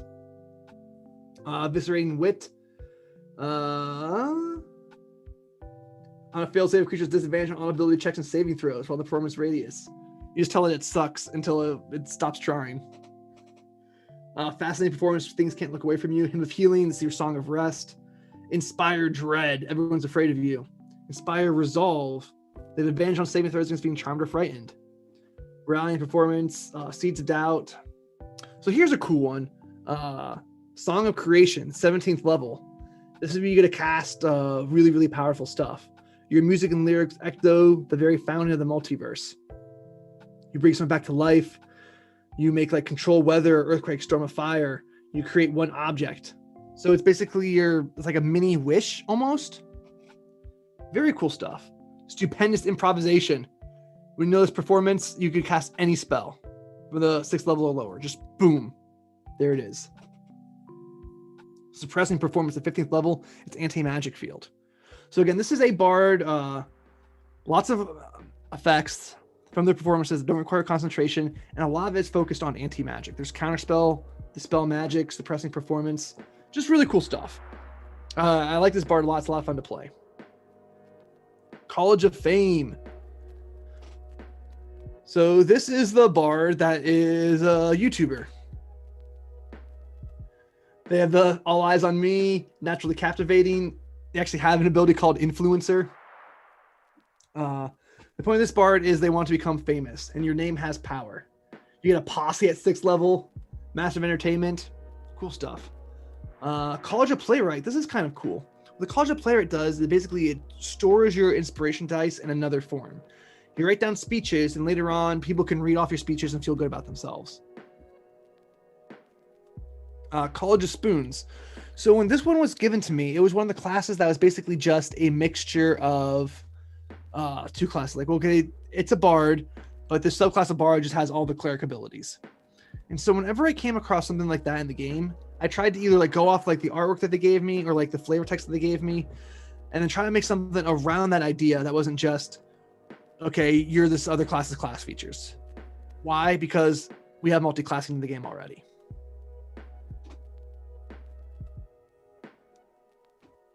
So I also had a lot of fun. The name College of Spoons, like it's from Final Fantasy, right? You spoony bard. But I sort of played here a little bit. So right now, spooning is just read as you're a dancer, but can also be read as something a little more adult, right? The people in your village saw your potential and found an accomplished dancer to teach you more. Use your dancing as a way to express overwhelming emotion. You learn the art of necessity. An elderly stranger at a tavern was willing to give you private lessons. Dancing at the tavern brought you great fame and made you feel powerful. Cool stuff, right? And then there's the art for it. And so what this bard does is this bard starts a dance. And the dance has different features. You can do an alluring dance that makes everyone walk towards you. You can have an emboldening dance and they get 10 hit points. You have a feverish dance. You dance yourself into a wild frenzy of unbridled passion. Now it expands on a bardic inspiration dice and adds it to an attack or damage roll. You can also add half the result to your own roll of the same kind before your next turn. Hypnotic Sway is cool. When you start dancing, people can't look away from you. Like, that's super fun. Super fun. Burning Temptation. Your grace is irresistible and your spoony mastery complete. While using this enhanced dance feature, all damage you deal to hostile creatures that can see you can be psychic damage instead of its normal type. So you're dancing so well, like it hurts their brains. This is also a cool thing. Like if they would be charmed by you, when you damage them, it doesn't end the charm like most things would. Cool stuff. Like, you know, slap me again, daddy. Like I said, this one is it's mentioned in the sensitive content bar. Clerics. We got 2 clerics, I think. This is the art domain. This is another one. When I think it was given to me, it was basically just, this is the cleric domain that has all the bard features. And so we sort of worked around that, right? You still have something that gives you inspiration, but it's a lot more focused on the arts, right? You get an artisan tool set of your choice. Use your domain spells and your inspiring opus. You create music that stir the passion, paintings that enrage the soul, sculptures that soothe the mind, and poems that put the body to rest. Cool flavor text. So you create this special piece of art, and then when you show it to a creature, it invokes emotion inside them. The Heart of War, it's a battle hymn, a heroic poem, or other art praising the glory of war. The affected creature gains temporary hit points equal to your wisdom modifier. Or emotive release. When you show the creature this work of art, this piece taps into deep and vulnerable feelings. The affected creature must make a wisdom saving throw against your spell save DC. On a failure, the creature becomes either friendly and receptive or aggregated and hostile towards the subject of the artwork. Your choice. Subject can be a creature or a faction or some abstract idea. So this is really a strong role-playing feature right here. You figure out, okay, like this noble up here, okay, I know him. I make this piece of art that makes him really, really care about the harvest. And I show it to him, and all of a sudden it's like, wow, the harvest is important. I will help those peasants out. Or, you know, you can do it the other way too. It's just, I don't know. I think this is a really strong, it's like charm person without the ick, I guess. It's a more fun way of doing charm person.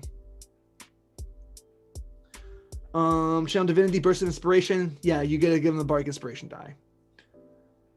And Vessel of the Muse. This is a cool one too. You know, in the Dungeon Master's Guide, the Marvelous Pigments, where you sort of like paint reality into existence, like you can paint a sword or whatever. That's what this lets you do. Something like that. You sing a song or, you know, paint, and these things just come into existence. Cool stuff. Harmony Domain. So this is the Peaceful Cleric, right? You get things to sort of fight as a last resort. You can stop violence. Good stuff. All right, Druids. Okay, so nobody submitted a Druid for the book, right? Like, out of all the submissions, nobody wanted any Druids, so I had to put some in there because, you know, you have to have at least one of everything, else people are gonna get upset. Ooh. Yeah, this is probably one of my favorite pieces too. I just love this Druid. So the Circle of the Harvest, I had this one on stream. The Circle of the Harvest is a Druid. You know, everyone's always complaining there's no plant-based Druid. Well, bam, here we go. We got a plant-based Druid. Mystic Agrimony. This is kind of a funny feature. You touch a fruit or vegetable and it grows one size category larger and it weighs 10 times more. And you can do it twice. So you have an apple, you have a medium apple, then you have a large apple. An apple large enough to provide you cover. I don't know, maybe a pumpkin. Anyway, Blood Exorcist. This is kind of a funny one. It's half ribbon, half useful. So you can task protection from poison targeting a plant type creature at will. So that's never ever going to come up, right? Like maybe once per campaign if the Dungeon Master purposefully includes it.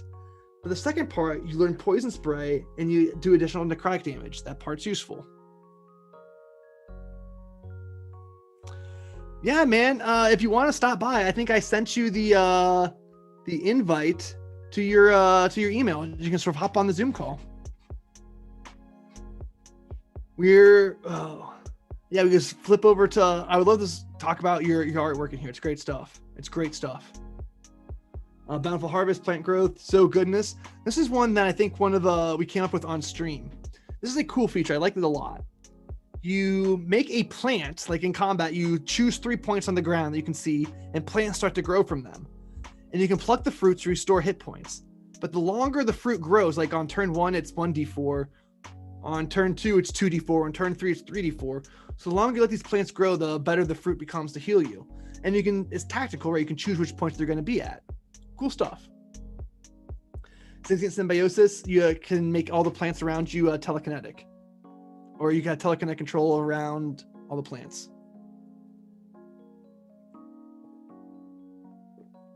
And then the other druid that I had to put in here, right? I made the Moana Druid, the Waterbender, Circle of the Tides. Yeah, you can control over water, cool stuff. You got flow. This is a kind of cool one right here. As long as you have Speak with Animals or Animal Friendship prepared, when you cast one spell targeting a fish or other sea dwelling creature, you can cast the other spell targeting the same creature using the same spell slot. So basically, if you're talking to fish or want to be a fish to be a friend, you get 2 for 1 with your spells, right? All right. Here's the other features. Yada yada yada. You restore hit points. You can cast Control Water, and then Tidal Crush. This one's fun. At 14th level, you just open up like a portal like the Plane of Water, and things just come out, including possibly Quippers or a giant shark. I just love that. Like, there's a chance that a giant shark just like flops out and starts like messing up your battle. I love it. I love it. All right, Variant Fighter. This was already posted on the Kickstarter for all the backers. So again, this is one that's been around for a very, very long time. Okay. So the question I'm asking is take another action once per short rest. Is that really the only way you can be a fighter? Can there be a way to be a fighter in the D&D universe that doesn't have that particular feature? So this fighter is a long rest based fighter that's more focused on Constitution. No action surge, no second wind, no indomitable. And we'll see how that plays out. So this first feature is Combat Valor. And I have to tell you, it plays a lot better than it reads. It reads really kind of clunky and wonky, but actually like at the table, it works out really well. As a bonus action, you can make an attack and you gain temporary hit points and you can move without provoking OPs. So you can do everything that you want as a fighter as your bonus action. And then the number of attacks and the amount of space you can move, it goes up as you level. So what's really cool is eventually when you get like extra attack or whatever, you can sort of leapfrog around the battlefield, right? You kill somebody, then use your Combat Valor, take another attack, and you bounce over to another opponent and finish off your extra attack stuff. It's really cool. All right, so we took away Indomitable, so we have no way for you to re-roll your failed saves. What we did do is we gave you proficiency in dexterity saving throws, and then half proficiency in every other saving throw. So you're not going to be failing saving throws as often. You're going to be passing more of them, so you're not going to be needing to re-roll. Superior fighting style. Great stuff right there, right? Just makes you better, right? You're just a better fighter. What do we want to say? And then legendary resistance, the creme de la creme. No, you choose to succeed instead. At high levels, you're just going to keep on going. I don't know. I really like this. Like I said, once you play a game or two with Combat Valor, you're like, okay, I do understand this feature. I like it. Or maybe you'll hate it and then you can tell me. But at least actually give it a try instead of just reading it and being so dismissive. Say, oh, you just mix 2 features together. It actually works out pretty well. Okay. So martial archetypes, like the Brawler. Like I said, because we're starting at 3rd level, we can go ahead and make a punching fighter. This one is cool. You punch it. Your D4s do more damage. You can sucker punch them.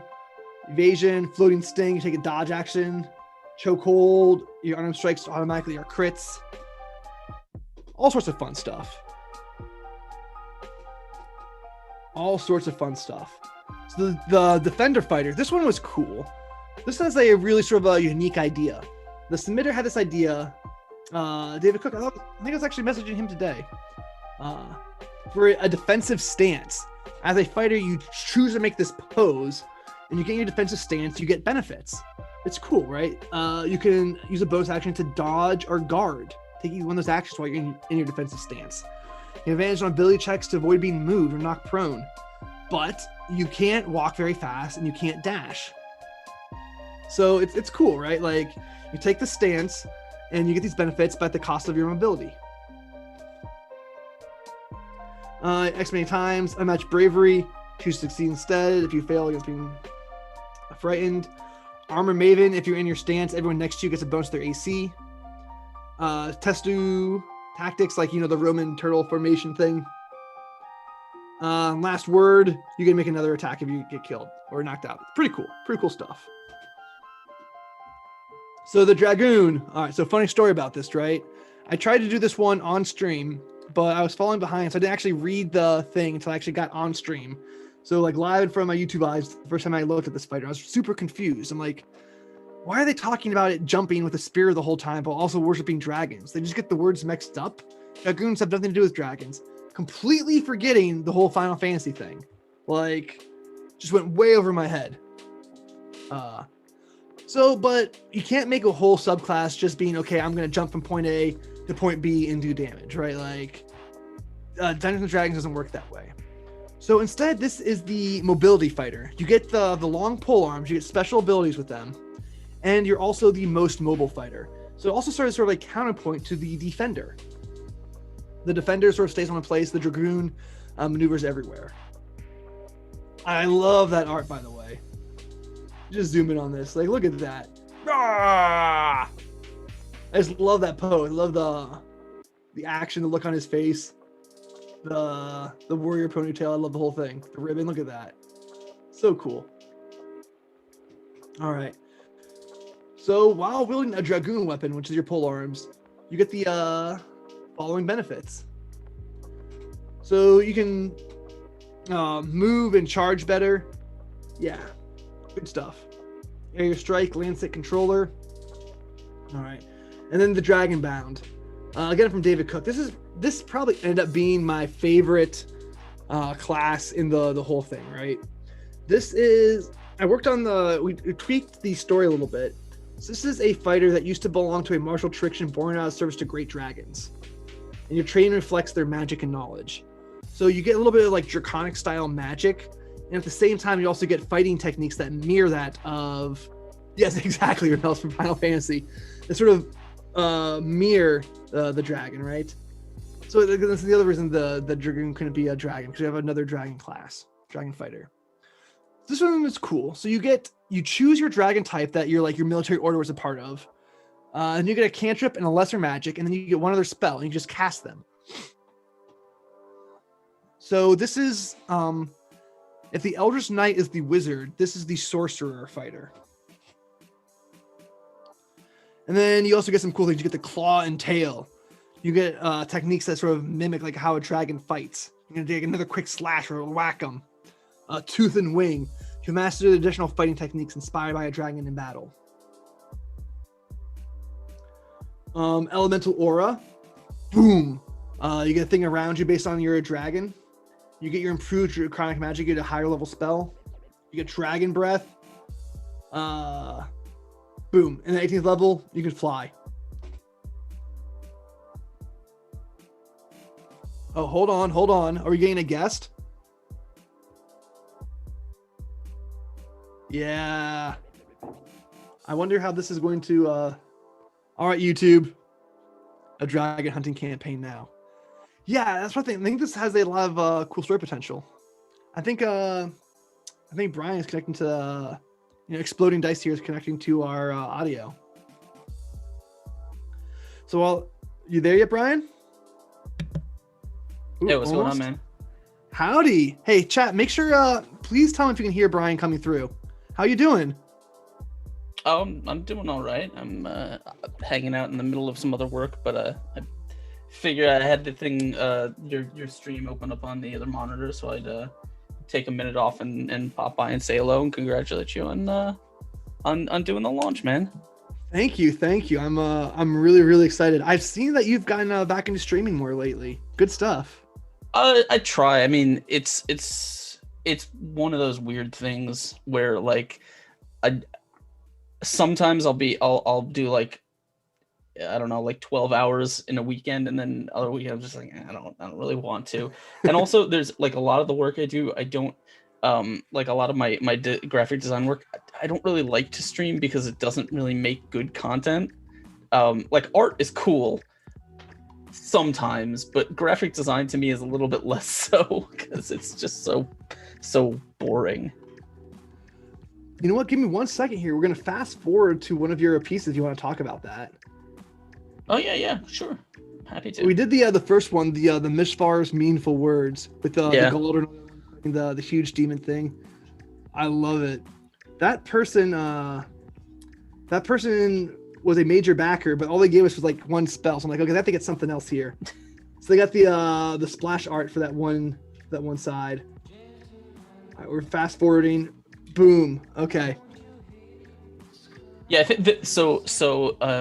I know you. I remember when you were talking about it, the first one, you had mentioned the location, and I don't know if anyone knows, anyone will recognize it, but the background is kind of a reference to the cover of the Pathfinder rulebook, because I remember like I had always been into it, but I was really inspired by Wayne Reynolds, is the artist who did a lot of 3.5 and Pathfinder stuff, and so it was, you know, I've always had like I've looked at that, you know, some of his illustrations, specifically like that one dragon cover a lot, and so I just wanted to, you know, I threw a little reference in there. You know, I know exactly what you're talking about, like that the shade of like the green stones, the way that's just all that stuff is the big blockiness. Yeah.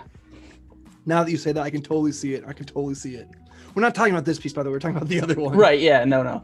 This one was weird. This one actually was interesting because I remember, so I had, while I was working on it, I had you had sent me the description of the trap that it was supposed to be referencing, and it just did so much stuff that like me and my D&D group, or my Pathfinder group, actually, we were trying to like figure out how this would actually work in a game, because it was just so much stuff, and I'm like, I hope I can actually fit all of this into one illustration, like, and not get completely overwhelmed. But I think the hardest part was actually kind of fitting a whole bunch of characters in, but also making it clear that the characters are not necessarily the focus of the illustration. Like it's this particular sort of portal that's doing all these crazy things. That's a good point. Like that's not something I would necessarily think of, but I can tell that how that could be an issue, right? Like, and you clearly succeeded. Like this portal in the center, all the lines sort of going towards it, like clearly the vanishing point or focal point in the image. Yeah, it's great. So for context, this later on in the book, in the GM toolkit, there's a section on traps, and this is one of the traps that's included. And then later on, this trap is also featured in the adventure, The Heart of the Lion. So I wanted to have an illustration in case the characters actually fell for that trap, that you can just bust it out and say, hey, here it is. And if, again, because there was a lot of like little details in the like, or specifically because I was able to read the passage about how it worked and how it was activated and deactivated and all that stuff, I kind of, obviously I don't expect, you know, when you make an adventure book, you don't expect players to ever see it, but I did, there is a little reference, obviously, like with that character right there, the one that's touching the rune, because, you know, you in the description, like that's supposed to be how it's disarmed, is you have to touch all the runes, and so, you know, I wanted to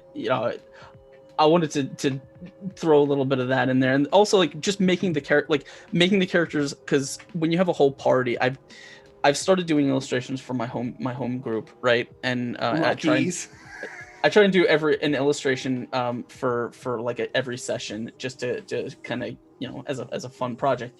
But we have 6 people in our, like 6 characters in our group right now, and so like anytime you're trying to fit a whole party into like one illustration and make them all doing different things, it becomes very difficult, right? And so very like, busy.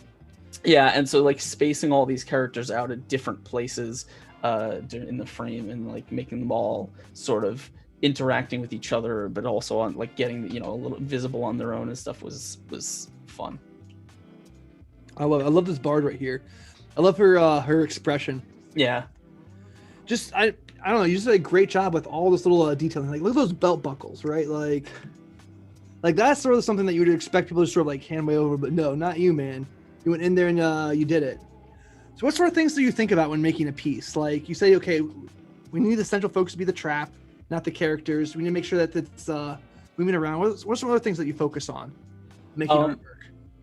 I mean, it's hard to say. So usually what I'll do is usually what I start with is what is the point, right? So like every piece of art that someone hires you to do, personal pieces might be a little bit different, but every time someone gives you a brief for a piece of art, like this is what just like this with the trap, it's like there's something specific about it that is the priority, right? It's it has to communicate. Obviously there's a lot of things it has to communicate, but there's one major detail that it has to communicate to the viewer, right? And it has to do that clearly so that they look at it and they know exactly what they're looking at, right? And it could be, whether it's like with the other piece, right? It was like the party, like the monster wasn't really that important, right? What was most important was this wizard in the center casting this spell on all of his allies, right? Like, and that's why all of the other people are in kind of actiony poses, but like he is also bright blue and he's like a big standout different color than everyone else, and like everyone else's their colors are kind of muted and kind of pushed back a little bit. Right, and like so all of the other characters, like they're not exactly super, like who this character is not necessarily important, and it's not supposed to be anyone specific, it's just a character. But and so that's why I went with a portal trap, right? It's like you obviously want a lot of people in the frame, but also that's why I think okay, so I probably want to do something where the portal is like at the end of the hallway, and I usually do thumbnails like of different trying out different things. Originally it was not necessarily at the end of the hallway, but it was more like a flat perspective, and I didn't really like that. Like I had some like rocks and stuff in front, and someone was like hiding in behind the in front of the rocks, like right up at the camera, as like magic missiles and stuff impacted around him.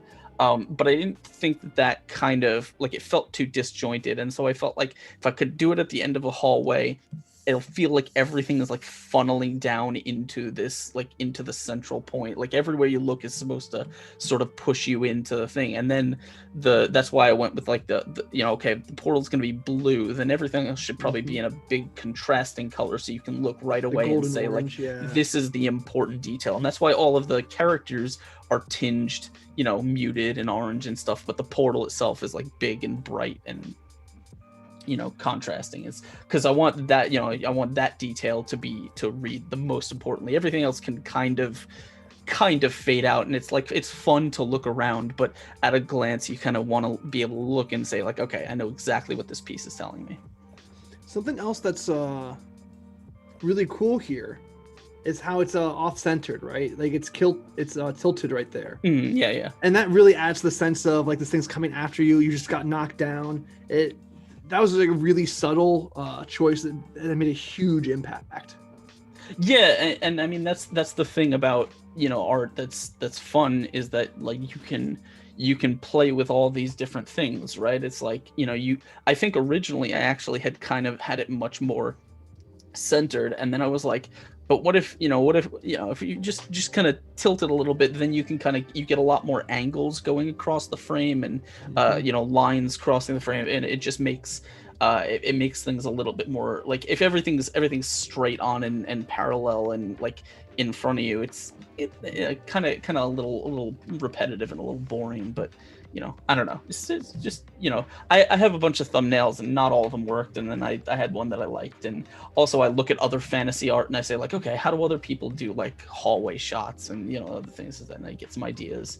I think there was also a Wayne Reynolds cover that I looked at that had like a really cool hallway detail, but it was not necessarily a hallway shot. It was like a bunch of people in a room looking at magic items, but he just happened to have like these really cool arch details that made up like this long corridor going towards the back of the frame. And I'm like, I really like that. I'm gonna play with that. And this one was my favorite to do. This was a lot of fun. This one's great. A couple people have got like early advanced copies of the book to like do YouTube videos for, and everyone comments on this one. Everyone loves it. So I think I gave you I think I just gave you the adventure, right? Like, so Yeah, okay, this is what you're illustrating. Yeah, I don't think I really like I didn't really read the adventure text that much, mostly because like I kind of, a goblin ambush is a goblin ambush, right? Like it's kind of, once you picture it once, you can kind of figure it out.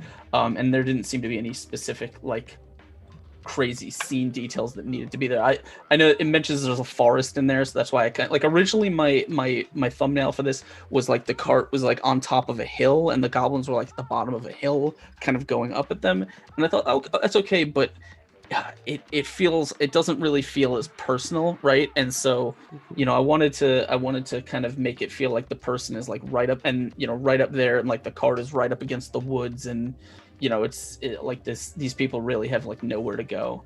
And I don't think I've ever really painted a horse before. Like I've painted them, like I've looked, maybe done some here and there, but never painted like a full horse. So that was fun. Nice musculature going on there. Cool stuff. So I just love the details, right? So I think it's something that I told you was make sure that the goblins are mischievous, not malicious, right? Yeah. Like they just like to have fun and like mess with things. And I love it. They just look so kooky. Like look at that guy. He's got his tongue sticking out. Yeah, it's kind of like everyone has different ideas about like different designs on goblins. I think my original ones were kind of similar to like the Pathfinder goblins, in that they were like the big heads, but they kind of a little aggressive. And so what I did, I kind of changed it up a little bit so that they all had these kind of like weird doofy faces that like, big noses and strange proportions, and the kind of thing that looks like they could be a threat, but at the same time like you can't quite take them seriously. Yes, I totally get that feeling. Oh my gosh, I love this goblin butt. Yeah, that was fun. Breaking into the wagon. I don't know, like this beer bottle like floating up there. It's super zoomed in. Just all sorts of really fun stuff right here. So like, did you have a lot of fun doing this piece? Like, yeah, this was probably and I think this was also probably the one that I struggled with the most, because like originally I didn't have the pine trees in the back, and like I didn't really know what to do with the back of the thing, and I had the composition was, I've kind of struggled with it, but then I wanted to, I just started filling it in with details, and obviously there's a ton of plant detail, and like I wish I had more time and patience to go in and paint like every little leaf and stuff, but I just my brain doesn't allow that. So but there was, it was a lot of, I think the thing that I had that kind of had the most time put into it, took the most, like, because originally it was a very dark scene, and like the fireworks were like a really bright light source, but I ended up not really liking the way that looked, and so I just kind of made it during the day. But I think my favorite thing was going in and just drawing the whole carriage, because like originally it wasn't as complicated, and then as I went in and kept drawing it, like I needed to put more parts in, and like, okay, what are the wheels attached to, and I what is look at that little truss beam you have right there. What's that doing there? it's if you put a bar in this way, then you have to put a bar in this way, and it's whatever, but no, I love it. Yeah, it went through a lot of revisions, and then all the wood texture in there. Wood and leather are I think some of the easiest and most fun things to paint, right? Because it's like you don't have to put that much work in to look good, and so that's why it was fun to do, is because it's one of those things where you just put a little bit of dark, a little bit of light, and all of a sudden it just starts, you're like, oh, there it is, there's the wood. It looks great. Give yourself some more credit. Like, look at this line work right here. Like this is all done with color contrast, right? There's like one line, the rest of it's just done with shading and brushwork. Like that's real talent right there. That's awesome. It's like that's why, like, a thing is like it when you're painting, at least the way I paint, when you put down a base color, and then it doesn't really look like much, and then you put in some dark like creases or cracks or shadow or whatever, it's like, okay, and then you put in your highlight, and all of a sudden it just pops out, and you're like, oh, there it is, it looks great. And like there's like a little bit of magic there, and I enjoy that. That's always really satisfying to me. You want to stick around for a little bit? I mean, don't feel obligated to stick around, but want to go get your opinion on the rest of the flip through? Yeah, I mean, I'll hang out for a little bit. I don't really have anything to do. Fantastic. It's a wonderful Monday night. Ooh. So where were we? Just had finished off the clerics, right? We were in druids. Oh man, this is the Therianthrope. Did you guys see much of the stream? Me? Yeah. I saw a little bit of it. I had it running, but I kind of had it muted while I worked. Went through some other stuff. But yeah, I don't see, the thing is, I don't actually like. It's really cool. I like seeing and hearing about different people, different ideas that people have for things. I don't actually play any 5th edition right now. You're all Pathfinder. That's right. It's the only game I have is Pathfinder, but it's I'm even still, like, I sometimes get copies of the books either just given to me or just just I buy them if they're really interesting, and I just like them for like the artwork and maybe stealing some cool setting or detail ideas like that. Some story ideas, yeah. Yeah. Okay, so Rob, the reason the link in the video description doesn't work is because the book is not available to the public yet. It's probably going to go on sale sometime tomorrow. Like, it's literally in DriveThru's queue of things to get approved to sell to other people, and we're just waiting on them. It took me all day to figure out a hack to get to the backers, but probably by tomorrow morning the book will be available for everyone to download. So yeah, we just got to this Fell Knight. So this is a cool piece right here. This is sort of so in 5th edition there is a warlock that sort of makes like a pact with their weapon, right? Like, this weapon is an evil weapon and it owns my soul and it gives me power. And this is sort of the fighter version of that. Like, a dark entity of some sort has cursed your armor and your weapon. And so the gimmick here is that you have a life pool, and you spend your life points to get cool maneuvers, like cool features. I spend a life point to make myself immune to damage, or spend a life point to do extra damage, something like that. But when you spend your last life point, when you have 0 left, you get inflicted with a curse. So that's sort of the trade-off here. Ooh. And so here are all they're called Maleficas. So here are the little features that you can get, including this one right here called Fell Blade, which might be the strongest ability in the entire book. Once per turn, when you hit a creature with a melee weapon attack, using your bonded weapon, you spend your life points to deal necrotic damage. So after you hit, you spend your life point and deal extra damage. So there's no risk involved. So you're directly converting your class feature into raw damage without any risk. That makes it super potent. It's like Smite, except you don't have to spend spell slots. Infernal Strike. These are all the cool things you can do. So this Wildlander, this is sort of the ranger fighter. So again, this is one of those situations where the person handed me a class. Like, I want this is a fighter subclass, but has all the ranger abilities. And so what I did was like, okay, what are some things that are ranger-like we can have this fighter have, and how can we make it different? And then so right in there in this flavor text, unlike rangers who draw their magic from a sacred connection to nature, a Wildlander's heart remains with the society they protect, even when patrolling deep in the wilderness. So I think that's something that's pretty important, is having some sort of distinction.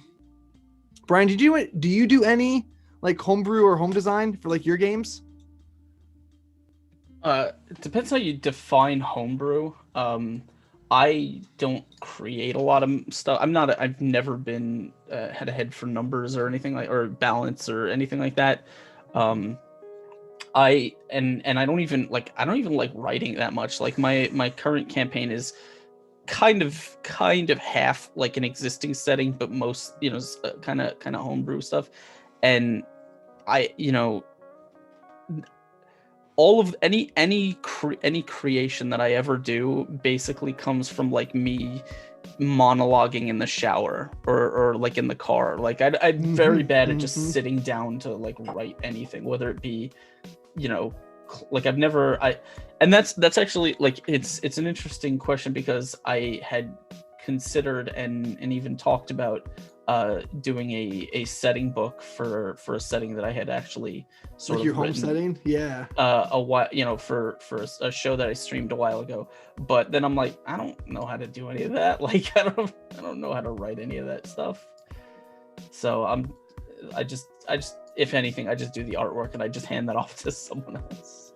No, I feel you. Like if I didn't get into streaming, I probably would not actually write anything for my campaigns. Like I might give like player handouts, but that's about it. But since I'm doing this, I like, okay, make player notes. I write it all on stream so people can see my thought process. But yeah, and what am I talking about? I don't write. I wrote a 100,000 page or 100,000 word book. So yeah, this gets a known enemy, right? So this is sort of like a minor favored enemy. So what this class does is they can choose one of these beasts, and they get small advantages to track them and small advantages to damage. And damage is attached to the proficiency bonus, so it naturally scales with level. So that's how we're going to control the damage scaling. And whenever you gain a level, you can choose your selection with a new one. So it's a smaller version of favorite enemy. You don't get any languages, you don't get knowledge, but you do get damage, and the damage scales with your level because it's tied to your proficiency bonus. And you can switch out your favorite enemy as you level up to reflect new ones. Self-reliance, you get a bonus skill, which I think is pretty cool. Land stride, classic ability. Venator. One of my favorite parts about writing for role-playing games is all the cool words you get to use. And this one, Guardian of the Marks. I have to say that on stream because people are going to say Guardian of the Marches, but it's Guardian of the Marks. You know, like Riders of Rohan, what news from the Marks? It's the Borderlands. So yeah, cool stuff there. And here is the monk. So this is again, we have a variant class here. So what I did for this variant class is I took out all the monk abilities, just ripped them right out. And I said, okay, what you have to do is you have to keep balance. There are two paths, the path of power, which has a bunch of features, and the path of serenity, which has a bunch of features. And as you level up as a monk, you get to know more techniques. But the techniques that you know have to be from these two paths and have to be in balance at all times. So you can't know like 4 power techniques, but only 1 serenity. You have to know like 2 and 2. So that's what's going on. That's what's going on here. What classes do you like to play, Brian? That's a weird question because I don't play a lot at all. Just DM? I am a forever DM, and it's probably better that way. I'm not a very good player. I don't have the attention span for it. Like, yeah, no, I know what you mean. I learned this. I remember when I had started, when I had really started DMing. It was because I was playing in a group that the DM was a cool guy, but he wasn't very good at his job, and I remember thinking like I could do better than that. Like I could put more work in this, and then it was just kind of hooked from there. But when it comes to playing, I don't have like there's not enough stuff for me to focus on, like all the stuff that you need to think about in a session. Especially when you learn via streaming. It's even double. But when I do play, I have a few characters that I have tried to play in the past. None have ever really I've never played any in a long form. But I remember I played a fighter, like a polearm based fighter in Pathfinder a long time ago. It was really fun because I liked being able to like trip enemies before they got into melee combat, and then just everyone was just rushing and beat on them while they were on the floor. But it was unfortunately to do that and to play the class required so much weird building that it was like kind of gimped in every other aspect. Yeah, no, I know what you mean. So I'm not really a big monk player. Are you? No, I've never played a monk. I've played fighters. I'm not really great as any kind of casting class, though I did play a druid for a decent while. but I'm not great because like with remembering like all the spells and like what they do and what situations they're useful in. And I'm much better like, okay, this is you fight this way and you hit things this way, and like this is a cool way to hit things and this is the normal way to, like, that works a little bit better for me. Yeah, Nadine, if you can check your email, I sent you the Zoom in link. I'd love to have you jump in. Nadine did some of the writing on here. So I think we shifted onto paladins now.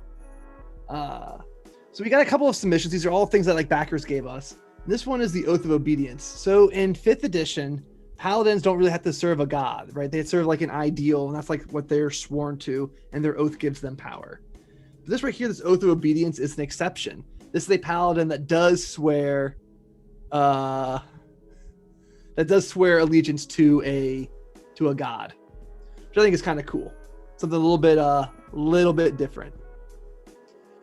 And instead of like their standard paladin stuff, you get stuff that's all related to that specific deity. Ooh. So I'm trying to adjust my windows here real fast, everybody. Give me 1 second. Yeah. Okay. So cool stuff. This one right here too, the Oath of Remembrance. This is also really cool and sort of special to the book. So this is a paladin that takes a vow to act in accordance with people who have died. And then so we give you a special little sidebar right here. Instead of getting your normal like oath spells, the things you get for a paladin, we say, wait a second. Instead of choosing those spells, you can choose to have spells that are named after other people. So instead of getting Healing Word, you can get Galder's Fabulous Fizzbangers, which is the one that you illustrated in the Goblins. But anyway, that's sort of a cool thing. This is the paladin that's sort of devoted to the memory of other people. Yeah, I really like any kind of class or just anything that promotes players to think about their character more. I'm really like my players probably know this, is like I have in my game or in my group I have players who are really into like the mechanical side of things. Like they know all the rules about Pathfinder, and they could like find you any class that does like the most broken stuff. Whereas me, it's like I've forgotten more about the rules than most people learn about other games. I don't even, half the rules I don't even I just pretend I remember. But I don't really care. I don't really care about mechanical stuff at all. Like I'm much more interested in things about what makes the character who they are, and like what things that they them having things that influence how they think and how they act and how they interact during the session, right? Like I don't necessarily care about what power you use in combat or like what what dice you roll in combat. Like that's fine, right? Like I care about what what kind of story are you trying to tell, and like what what about your character is interesting for other people to see played out.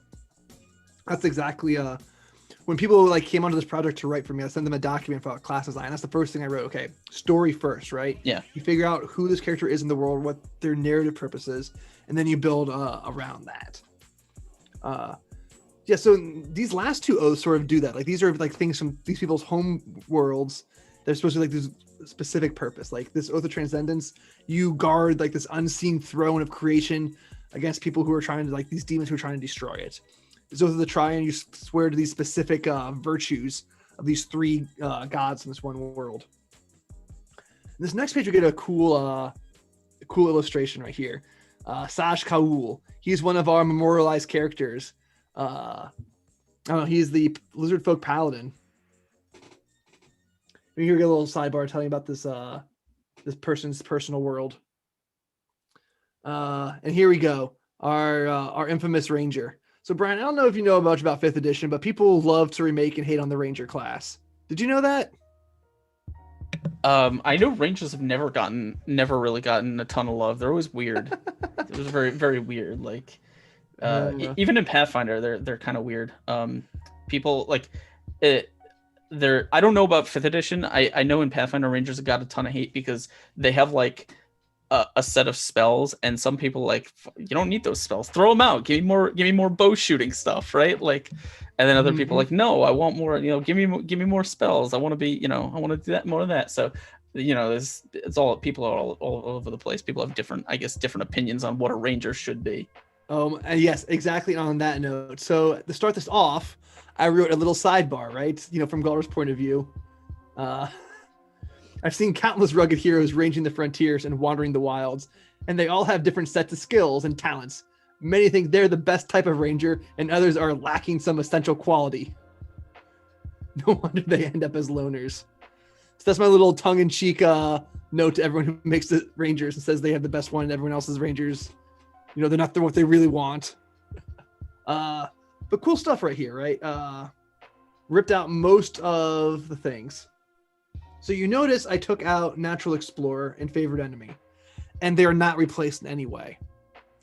The mechanic called Natural Explorer, what it does is it says you can't get lost. You always find food.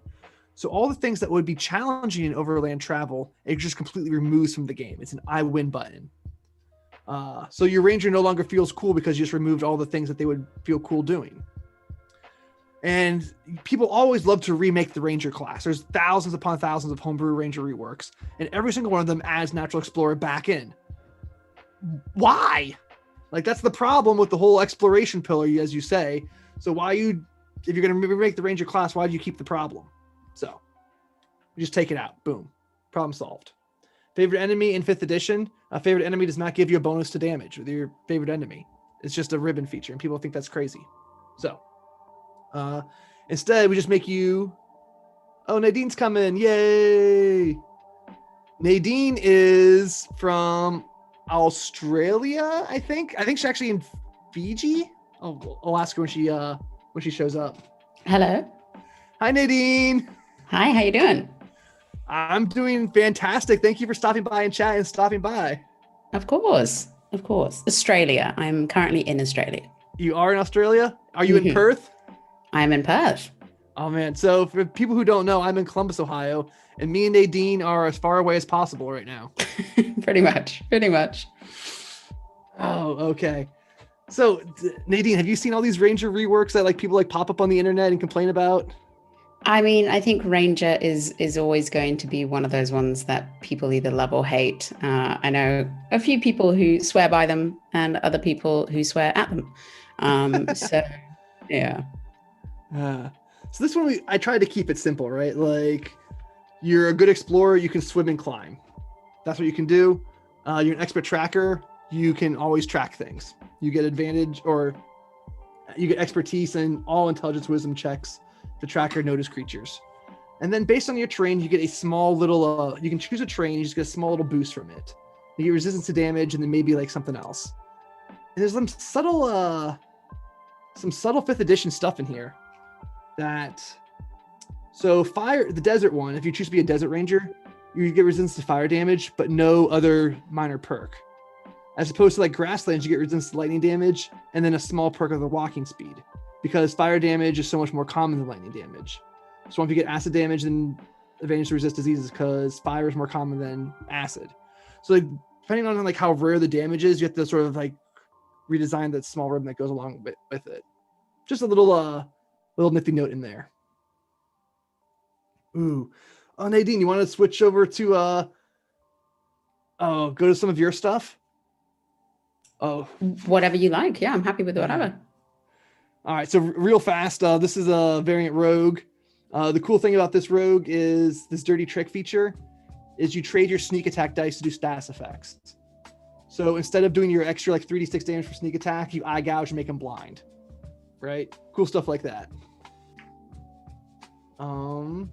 Sorcerer, flexible cantrips, Wellspring of Magic. This is a sorcerer that's purely on sorcery points. There is you don't get spell slots at all with this one. And later on, you get spontaneous casting. You can cast any spell by spending more of your sorcery points. Cool stuff. All right. And so here are the ones that I think I sort of pawned off on you, Nadine, right? This Existential Resident Sorcerer and this Gnostic Soul one. Right? Exactly. Yep. All right, so I will say that my friend Wally over at his YouTube channel, Wally DM, he loves the Gnostic Soul. It's his favorite. He can't wait to play it. So good for you. Yay! That's good. Yeah. So Existential Resonance is sort of it's the drug sorcerer, right? Like you did a bunch of DMT and then you see beyond, right? Look past what you see or whatever it is Rafiki says. Yeah. Maybe you ate a rare fungus or flower that triggers spiritual journey, all of a mystic. So you get these cool things that sort of, right? Alternative versatility. You can see the world for others more easily. You get bonus spells. Mind Manifestation. You choose a plane type, and other stuff happens. Psychonaut. Oh shoot, this is getting all screwed up. 1 second here. All right, and then here we go with the Gnostic Soul.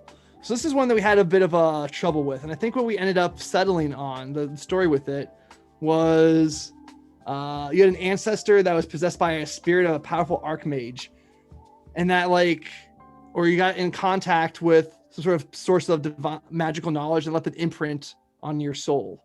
Mm-hmm. And so you had this cool idea, and I absolutely love it. Where you get a spell and it ties to a special skill. Like this is part of your memory from the way past. Mm-hmm. Then when you try to read these words, it stabilizes your temperamentality. Like this thing that's attached to you is going crazy. Well, what was your thought process with that? What was going through your head? Honestly, I thought how can I'm someone when I'm DMing,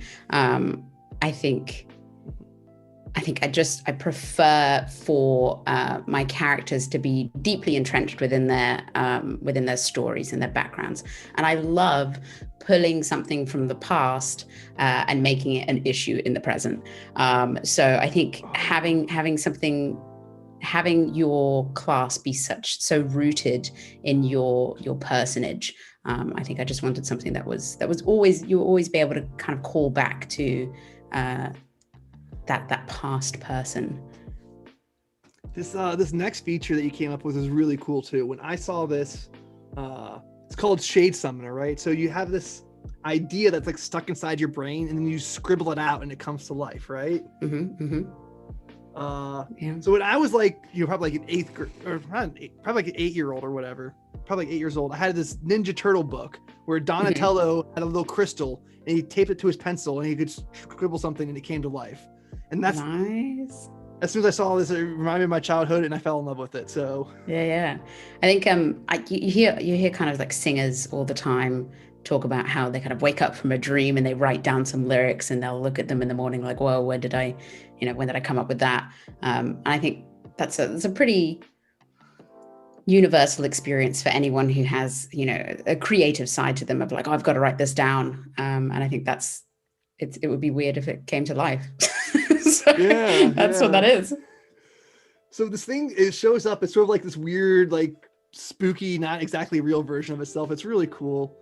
And the frenzied fixation, this thing builds up inside you, and you have to scribble it out you can scribe a scroll instantly. You have to just burst forth from you in a frenzy.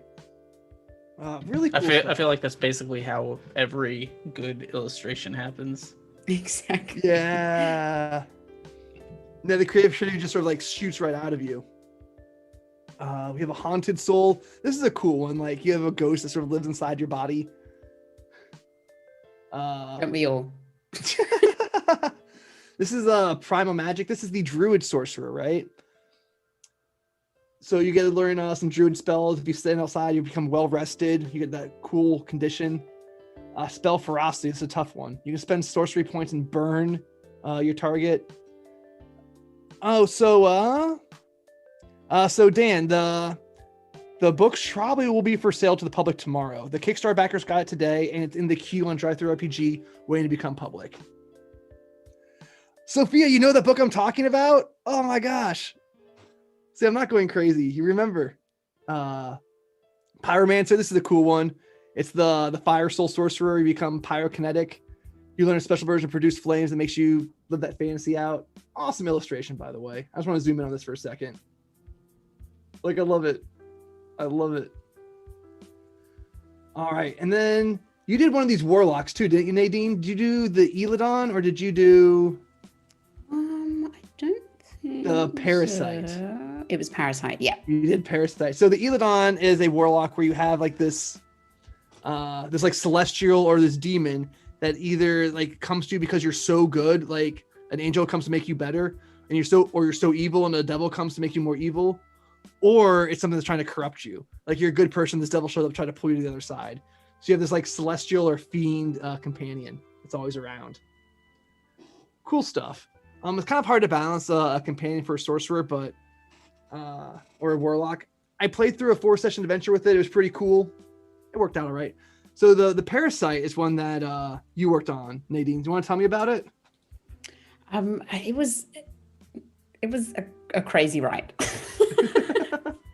I think it's really interesting. I think we both wanted to make sure that it wasn't just another version of having like a patron, you know what I mean? Mm-hmm. And we wanted to make it really, really just icky and cool and weird. And I think we succeeded. I think we did some cool stuff with it. Yeah. So you sent me a version. This one actually went through public play testing. So your version got revised a little bit. So this is gonna be slightly different than what you sent me. So you want to see some changes? Let's do it. All right. So I think this part, the Parasite's food stayed the same. Like that was all your ideas, which is really cool. Your spiritual essence, electrical impulses. The spell list is pretty much the same. Your leech life ability, which is cool. When you take damage, you can get some back, which is exactly what you expect the Parasite to do. Mm-hmm. And here, the symbiotic alteration. I think these things are sort of like flipped around or sort of like spread throughout the class. Mm-hmm. But here, they got combined into one. So Nice. at 6th level, you can choose the way the Parasite has shaped or altered your body. So you can have the bulging flesh, or you can have the infected brain, or you can have the super mutated metabolism. So you have to consume twice as much food, but you can eat like any type of organic matter, such as wool or glass. That's perfect. I love that. Yeah. Then here's this one, proficiency in Constitution saving throws. Super cool for a warlock. We don't see anything like that anywhere else. I just love it. Super useful. And then the sanguine spawn. Your Parasite reached maturity and wants to spread to other hosts. So like it lashes out from you and lashes onto other people, and they have to take damage. And then here's something. I think if you ever want to play Venom, then this is the class for you. Yeah, exactly. This is exactly what the symbiote does. Like it lashes out and tries to get on other things. Mm-hmm. I forget if this was you or me who did this. But yeah, can you remove the infection with medicine checks 3 in a row? I think that's pretty really cool. cool. I think that was you. I think that's kind of you don't see that very often. Sort of a nifty little mechanic in there. Mm-hmm. All right, Kibbles, thanks for stopping by this whole time. Really, I'll be in touch with you as soon as it goes public. Maybe you can help spread the word a little bit more. Nadine, do you know Kibbles Tasty? Have you ever seen his work on Reddit? I haven't. I should definitely check it out. Yeah, he is a fan favorite for sure. People really, really love his homebrew stuff. Awesome. Yeah, he wrote the Rune Wielder class in here. So whenever you get a chance to look at that. For sure. So this is a variant wizard. So we take away your arcane recovery, which is the wizard feature that lets you get back half your spell slots. And that's super powerful, and we just take it away from you. But we give you this thing called spell memorization instead. And what spell memorization does is you choose a spell, and as soon as you cast it, a minute later you can cast it again. So you no longer gain back your spell slots, but you can cast certain spells more and more frequently. So like, Fireball, and you just cast it at will pretty much. Different stuff.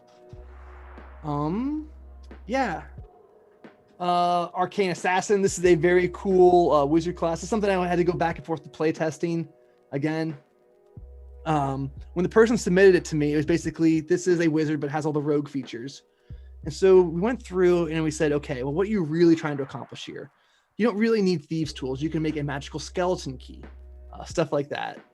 You don't need to be able to hide. No, it'll give you something that makes you magically able to hide. Chronomancy Wizard, that's cool. Dark Arts Wizard. So instead of just like a straight Necromancer, we just gave you all sorts of really gross features. Like you become more undead. You can create a thrall. This is really kind of terrifying. You can cast Dominate Person on somebody, and then you constantly do psychic damage to them, but they're not aware that you're doing the damage. They don't feel the pain. And then if you reduce them to 0 hit points, they instead stay at 1 and they're under your control permanently. Like scary stuff, right? Defensive magic, spell striking. So this is the Fisticuffs Wizard. Oh goodness. Yeah. This was a fun one. Yeah. So yeah, we talked about this, right? You get the unarmored defense, right, Nadine? Mm-hmm. And then go ahead. Tell me what you wanted to do. I think with this one, we didn't want to like super OP them, but we also wanted to get the whole essence of being able to just deliver absolutely deadly blows with your fists, but make it magic. And I think we succeeded. I think we had a good time with this one. Yeah. See, I like it because it's art simple is amazing. but powerful. Yeah, that's from Ollie. I always forget how to pronounce his last name. Bordello. Mm-hmm. I think he's a Philippine artist. He's fantastic. He did a lot of the stuff here. Really great to work with. So catch spells. This is cool, right? This is the monk's deflect missile feature, but with magic instead. Exactly. Yeah. And then if you catch the spell, you can throw it back at them. It's fun. I think it just makes for like a really cool, like when it works, it's just going to be glorious. Yes, exactly. Yeah, when it works, you're going to feel like so cool. And it costs a spell slot to do, and it's not always going to work. So it has a cool thing out there, but yeah, when it works, it's going to be there. This is cool. Cast a cantrip and you punch, pow, pow. And this is another one I think you came up with right here, that you know where to hit somebody to make the whole like nervous system twitch. Yeah. I think spending key points to do what is it called? Stunning strike. Yeah. That's just a really cool thing to do. So I thought, hey, bring something in like that, but make it, especially if it's going to be at 14th level, make it really stunning. Yeah, really stunning. Haha. Good stuff. The Wandering Mage. This is a favorite, fan favorite right here. Really unusual artwork. I like it. That's sort of a Elder Scroll style dark elf. The red eyes, ashen skin. Oh no, come on. There we go. And I think this is the end of the classes, which I think brings us to dragons, which as soon as this my preview wakes up, we'll get to see. Yeah. So these are another ones that you did, right, Nadine? You did the dragons? I did indeed. All right. So I gave you, there are 3 dragons to do. Mm-hmm. Yeah. So go ahead. What was your, walk me through here. What's your ideas, your intentions, your thought process? So I gave you like a little bit of to go on, right? I think being a Dragonborn in general, really cool concept. It's genuinely a little broken, and I think we were trying to balance that a bit. And I really like the idea of having these 3 kind of subsects that are intrinsically like connected, but super, super different from each other. So you can make your Dragonborn really kind of like, or Dragonfolk in this case, just mesh with your idea and the person that you want to create. So that was really fun. Yeah, so I remember that we went over and we redid the breath weapons to make them a little bit juicier, right? Mm-hmm. Yeah. Bonus action, better scaling with the damage.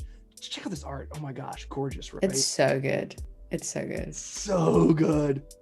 It just really just puts you in. You look at the art and you're like, oh, I know exactly what kind of Dragonfolk I want to make. So we also toned it down, so you only get to do different types of.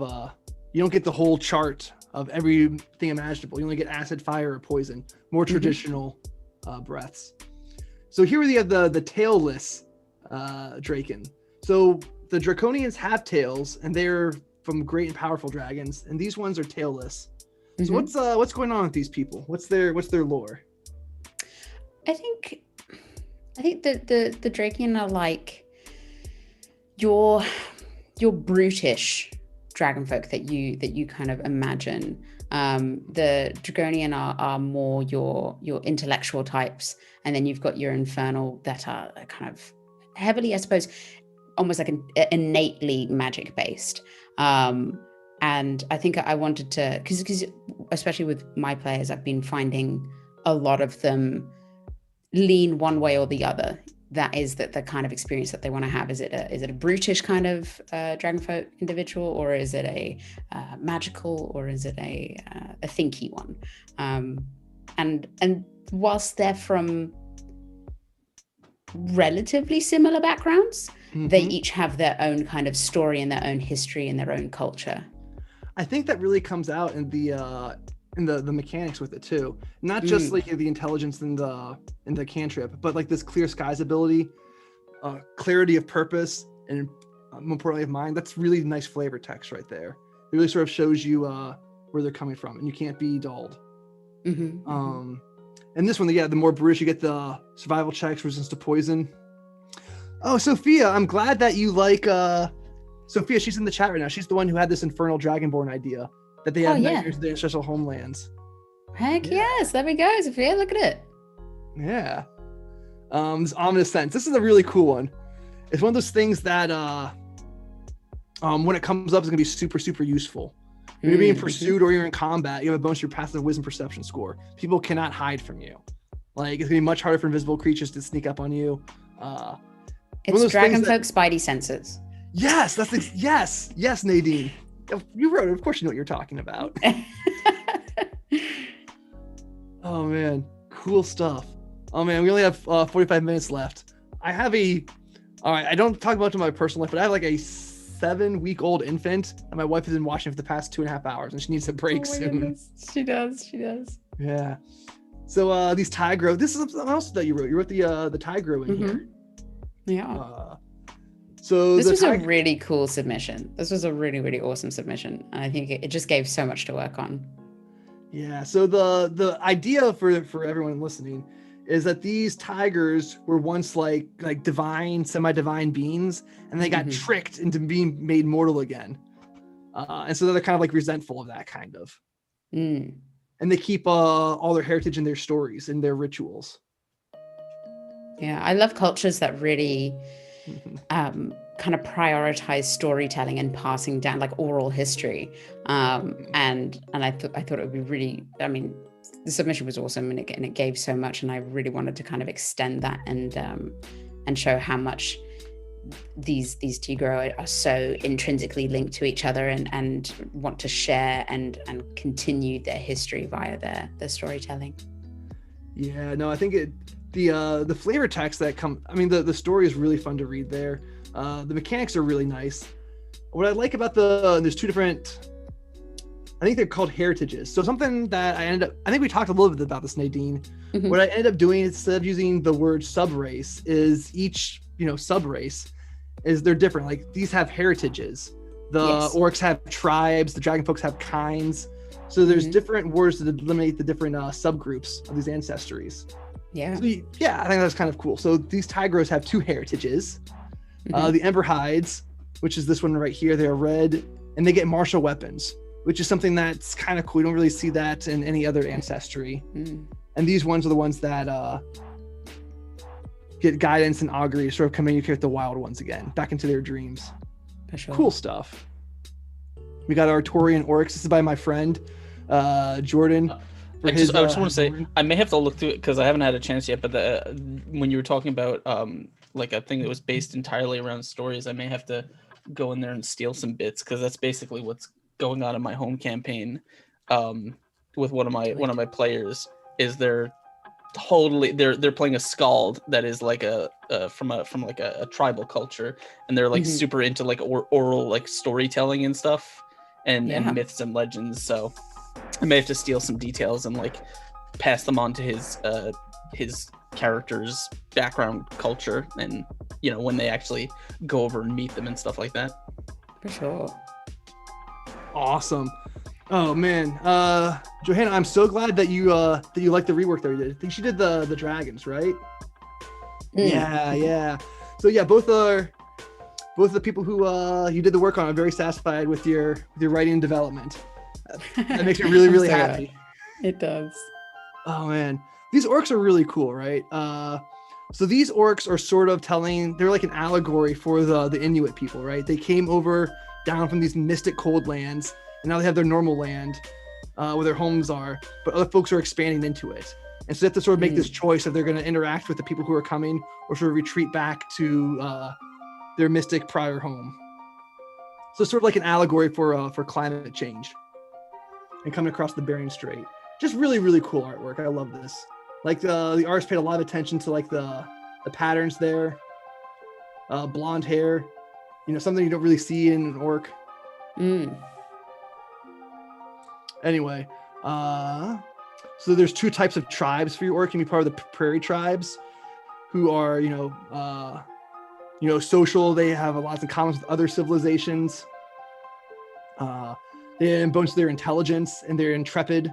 Or you can be a cave tribe, which have a deeper mystic connection to your ancestral home.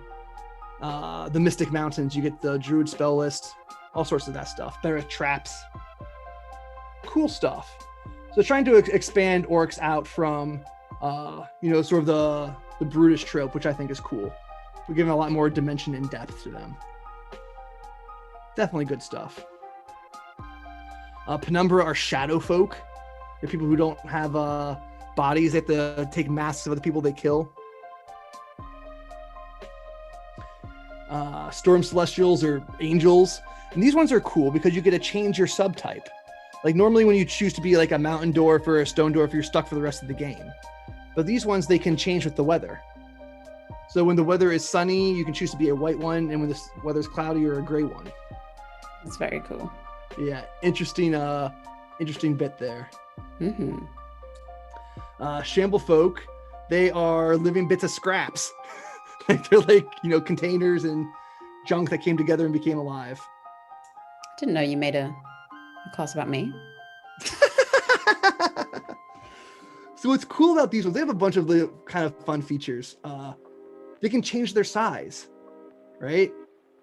You can be medium or small, and then you can spend like a long rest, like changing your size by taking stuff off of you. So you're immutable. And you also have replaceable parts. You can just replace your hit points by finding junk and sticking it onto your body. The Thrum are like non-magical fairies. They're fairies that sort of like got stripped of their magic somehow. And they have two different communities.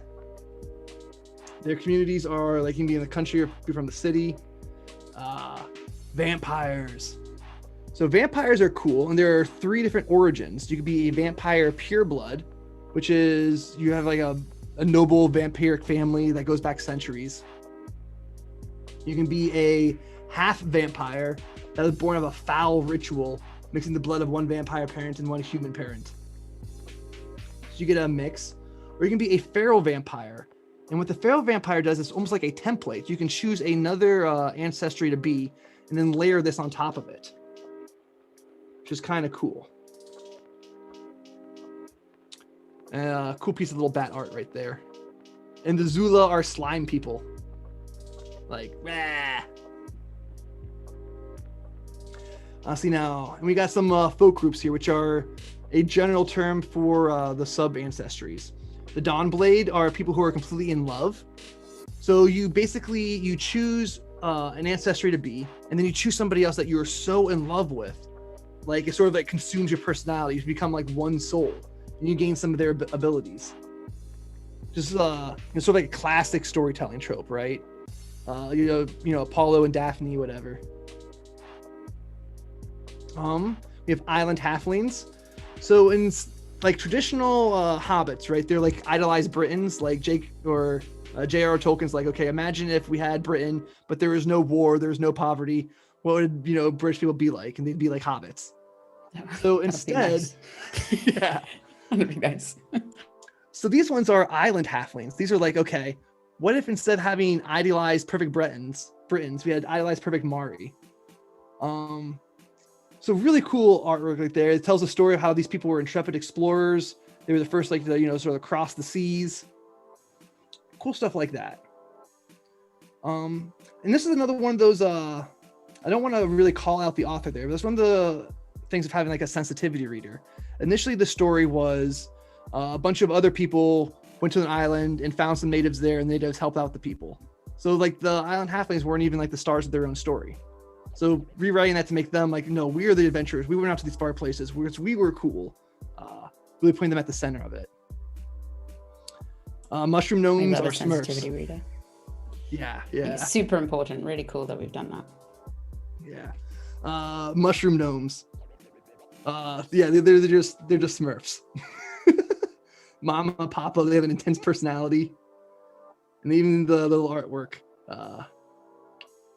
tells it.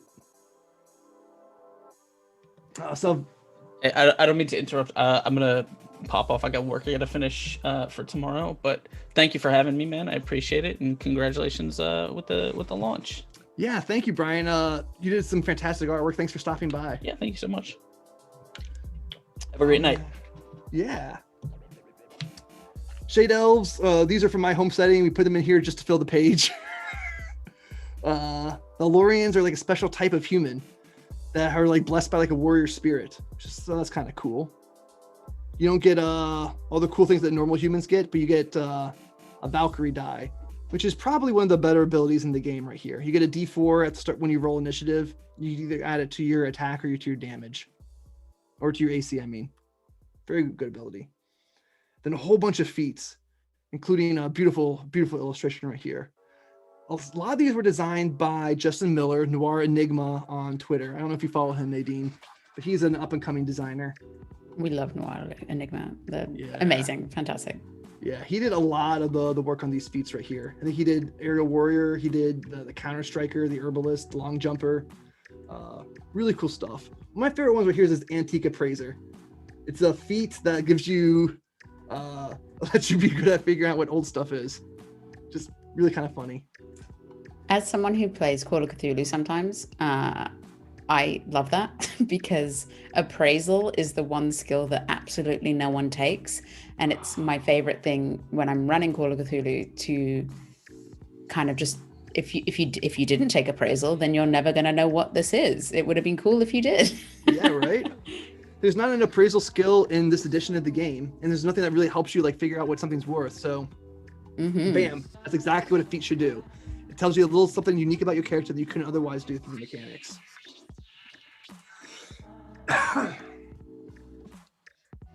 Oh man, and then we got a whole list of spells. Like we don't have time to go through them all, but I think there's like 40 of them. And real fast, Call of the Wild. This one might be my favorite, right? So pay attention to what's going on here. You summon a dog. The dog's type is Fey instead of Beast. It disappears at 0 hit points, yada yada. So here's the important part. The dog is of normal intelligence for its kind, but it's magically able to speak and understand a language you know. Alternatively, you could choose to have the dog you summon have an intelligence score of 10 and can understand a language that you speak. So you either summon Doug from Up or you summon Lassie, but not both. Perfect. Yeah, you either get a normal dog that can talk to you, or you get a really smart dog that can't talk. But just brilliant. I don't know. I had a lot of fun with that one. That's a great spell. Really cool piece of artwork right there. Condemn, Detect Emotion. This is a spell that's not in the game and should be. It creates auras around people so you can see what they're feeling. Super useful. Displaced Room. This is one that my players got a lot of use out of in our home campaign. You just make a closet with a key, and you can give the key to another wizard that unlocks the magic closet. Oh, it's the cupboard in Harry Potter. Yeah, exactly. Amazing. Galder's Candle, that's cool. It creates a candle that concentrates for you, essentially. You light the candle and the spell takes effect. And you blow out the candle, the spell stops. This is the interior of Galder's Chariot Discreet Travel. You summon a chariot that takes you places, and inside's a cozy little caravan. It looks so cozy. I want to live there. That looks very nice, peaceful. Yeah. Psychic Bomb, devastating spell. Second Mind, this is a campaign breaker right here. You record somebody's memories on a slab, like basically it's a thumb drive on their brain, and then you can stick into someone else's brain and give them those memories. That is a campaign breaker. Yeah. It's a 7th level spell, and it also prevents memory loss for yourself too. Like you can back up your own thoughts. Cool stuff. I wish I could do that, and just in real life. Right? Like, oh man, so much stuff gets lost. Let me like the shower go through my files and recall that thing that I forgot. Zone of Aegis. This is called Zone of Page Filling. Like we need a spell that would fit the rest of this page right here, and so that's why this spell exists. We've already talked about this artwork. Gorgeous. One thing I didn't actually compliment Brian on is I love the fact that we have an adventure in a hijab. Fantastic. I love it. Love it. It's just the detail is just immense. It's fun. It's just incredible. Yeah. Such a good job on all of this stuff. Okay. Oh my gosh. We only have 30 minutes left, everybody. I'm sorry. Templates. These are really cool. The Abyss. Like you can summon demons based on the last sin someone in your party committed. Like if someone in your party was really greedy, these crazies show up. But if they had bloodlust, a Nash Fiend will show up instead. Carnivorous Swamps, this gets used in one of the adventures. The Dreamscape gets used in one of the adventures. Like, if you want to have a combat in someone's dream, you can use this as like the terrain. Really cool stuff. The Dry Desert, my sister's friend did this artwork. Good stuff. So again, these are just lots of things to just throw on top of a combat encounter to make it more interesting, right? Everyone's talking about how terrain's important.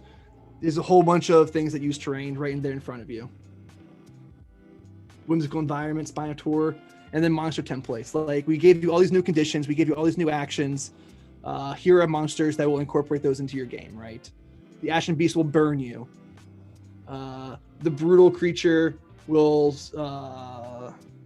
make you dulled, I think, right? Hit you in the head with its bell ringer. A Dread Creature will make you doomed.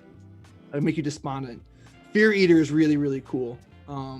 It's written by Lawrence's DM again, right? And this is the really touching bit right there. I'll let you go ahead and read that on your own, but there's more than meets the eye in that little text box. Monstrous Crab. Monstrous Crab has the feature of bigness. Bigness, that's perfect. Yeah. The Mischief Maker, these get used in one of the adventures. Shaman, Mechanical Menace, Primordial. Boom. So again, these are all just, these are monsters that have the new actions, new conditions. So you can just slap them in your game with really, really simply. And then a whole bunch of variant rules. So a bunch of people submitted these things. We play tested them, sort of hashed them back up. Some people just submitted ideas for things they wanted to turn into rules. Deadly Knockdowns is cool. Your first death saving throw, if the roll is a 9 or lower, it's actually one of these things instead. So yeah, when you rolled that 2 on your death saving throw, it's because you actually lost an arm or a hand. Stuff like that. Encumbrance slots, nice and easy. Variant falling damage, fighting underwater, because the current underwater rules, you can just hold your breath forever. Doesn't make any sense. Heroic Training. So dude submitted a bunch of encounters, but encounters weren't in the book. So instead we got a way to turn gold into XP. You find a genius who teaches you. Opposed Initiative, this is cool, mid-advantage. There's lots of like little tweaks. Called Shots. This is something that's super, super useful. If you have advantage on an attack, you instead only roll 1 die and make a called shot. And that called shot, if you hit, inflicts a status condition. If you hit them a second time, it's a worse condition. So you hit them once in the arm and they're bruised, you hit them twice in the arm and they're broken. You hit them once in the eye and they're deprived, you hit them twice in the eye and they're blinded. All sorts of cool stuff. Big table for harvesting monsters and skinning their hides and making potions from them. Rules for horde combat. This is one of our stretch goals. We're getting some cursed items. They're all written by Matt Click. This blind eye one is really, really cool. It's a lantern, and you light the lantern, and you can see invisible objects, but an invisible stalker is summoned to follow you and hunt you down. Creepy. The Uncanny Down. This was written by Jess Ross for the adventure. It's a pillow that's cursed when you sleep on it. It makes you always want to stay in the dream world. A page on how to run factions, and then 2 example factions for my my home game.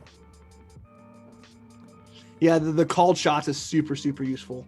And then a whole bunch of traps, right? We have 2 adventures. Each adventure has a trap.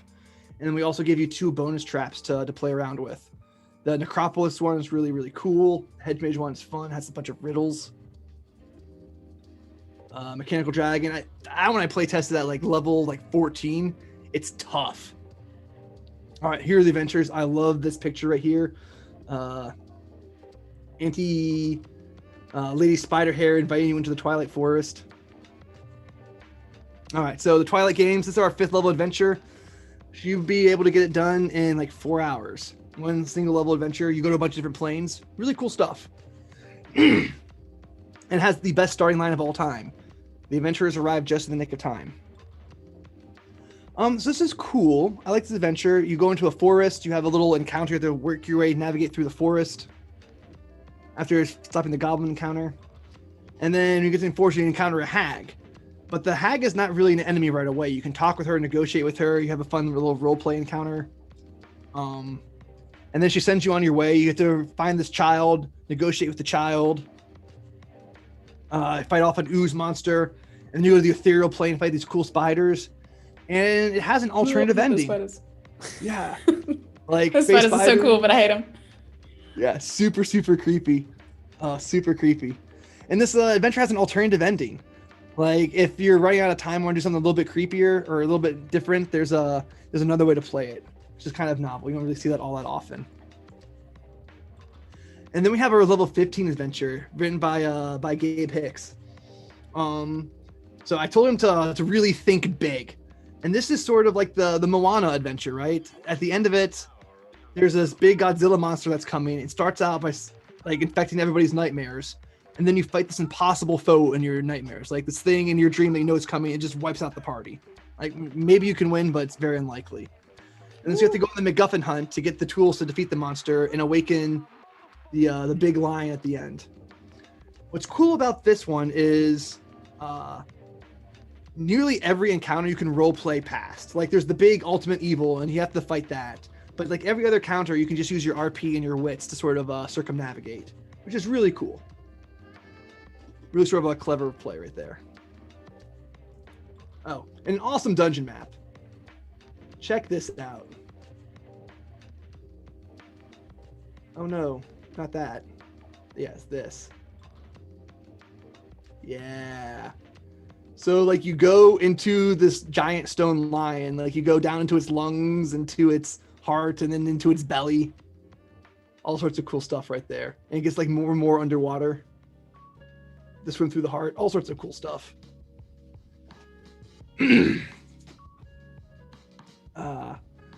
Come with the pirate. And then I did everyone a favor right here. I wrote a little sidebar about how to run a high level boss fight, right? Just to make it easier for the GM. Because some people, you know, it's 15th level, it's kind of unwieldy in places. So I just wanted to give a little boost right there. The custom magic items for the adventure, and then boom. This is the focal piece.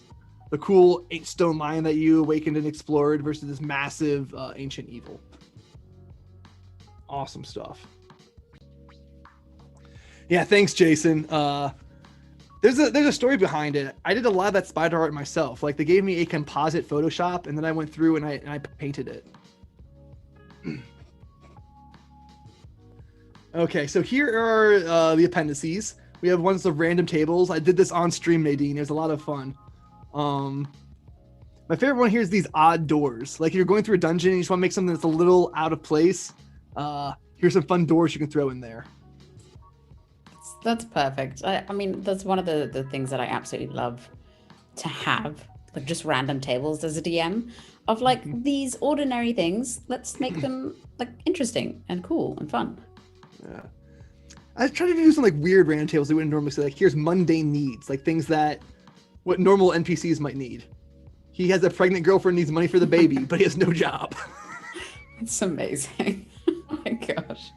Yeah, like I know you're living in Fantasyland, but everyone's got everyday problems too. He wants her dad to go see a Truly. healer, but he's too stubborn to go.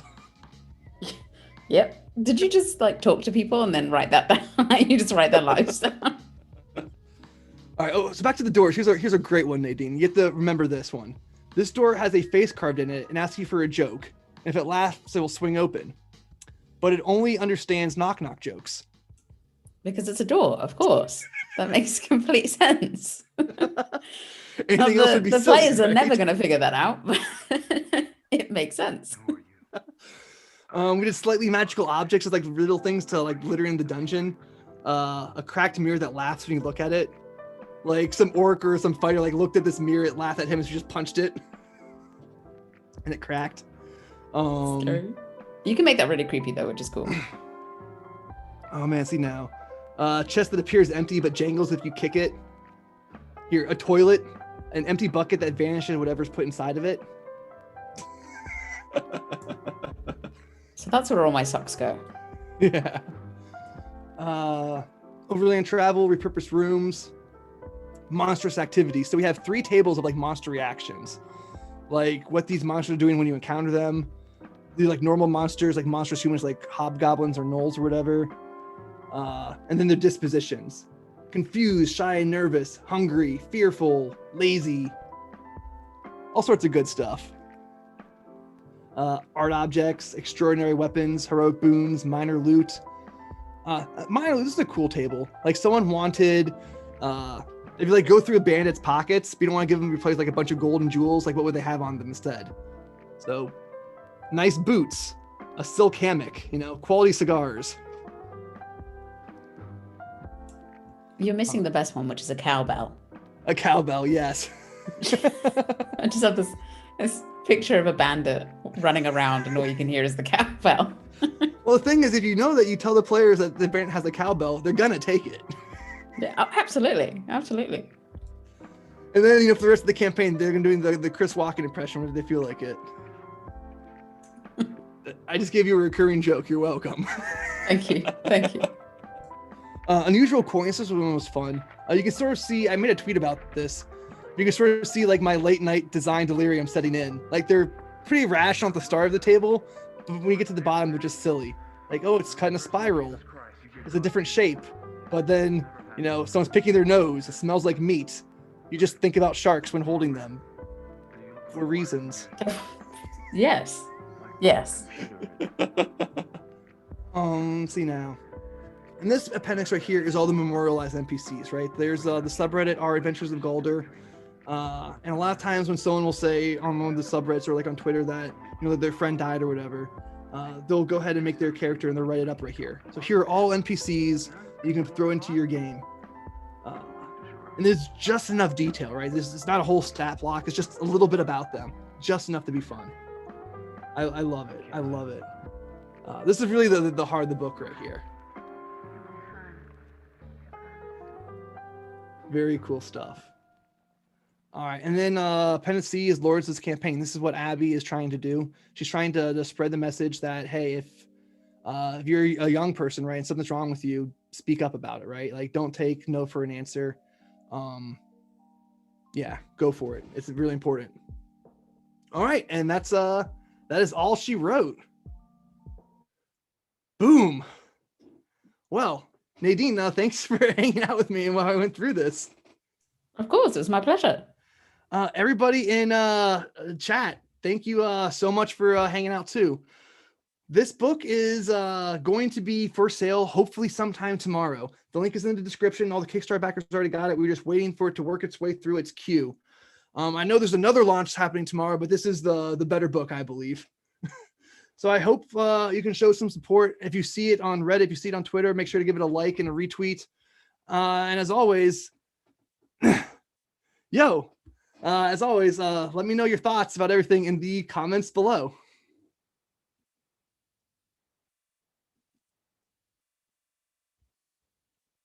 Nadine, thank you so much for hanging out.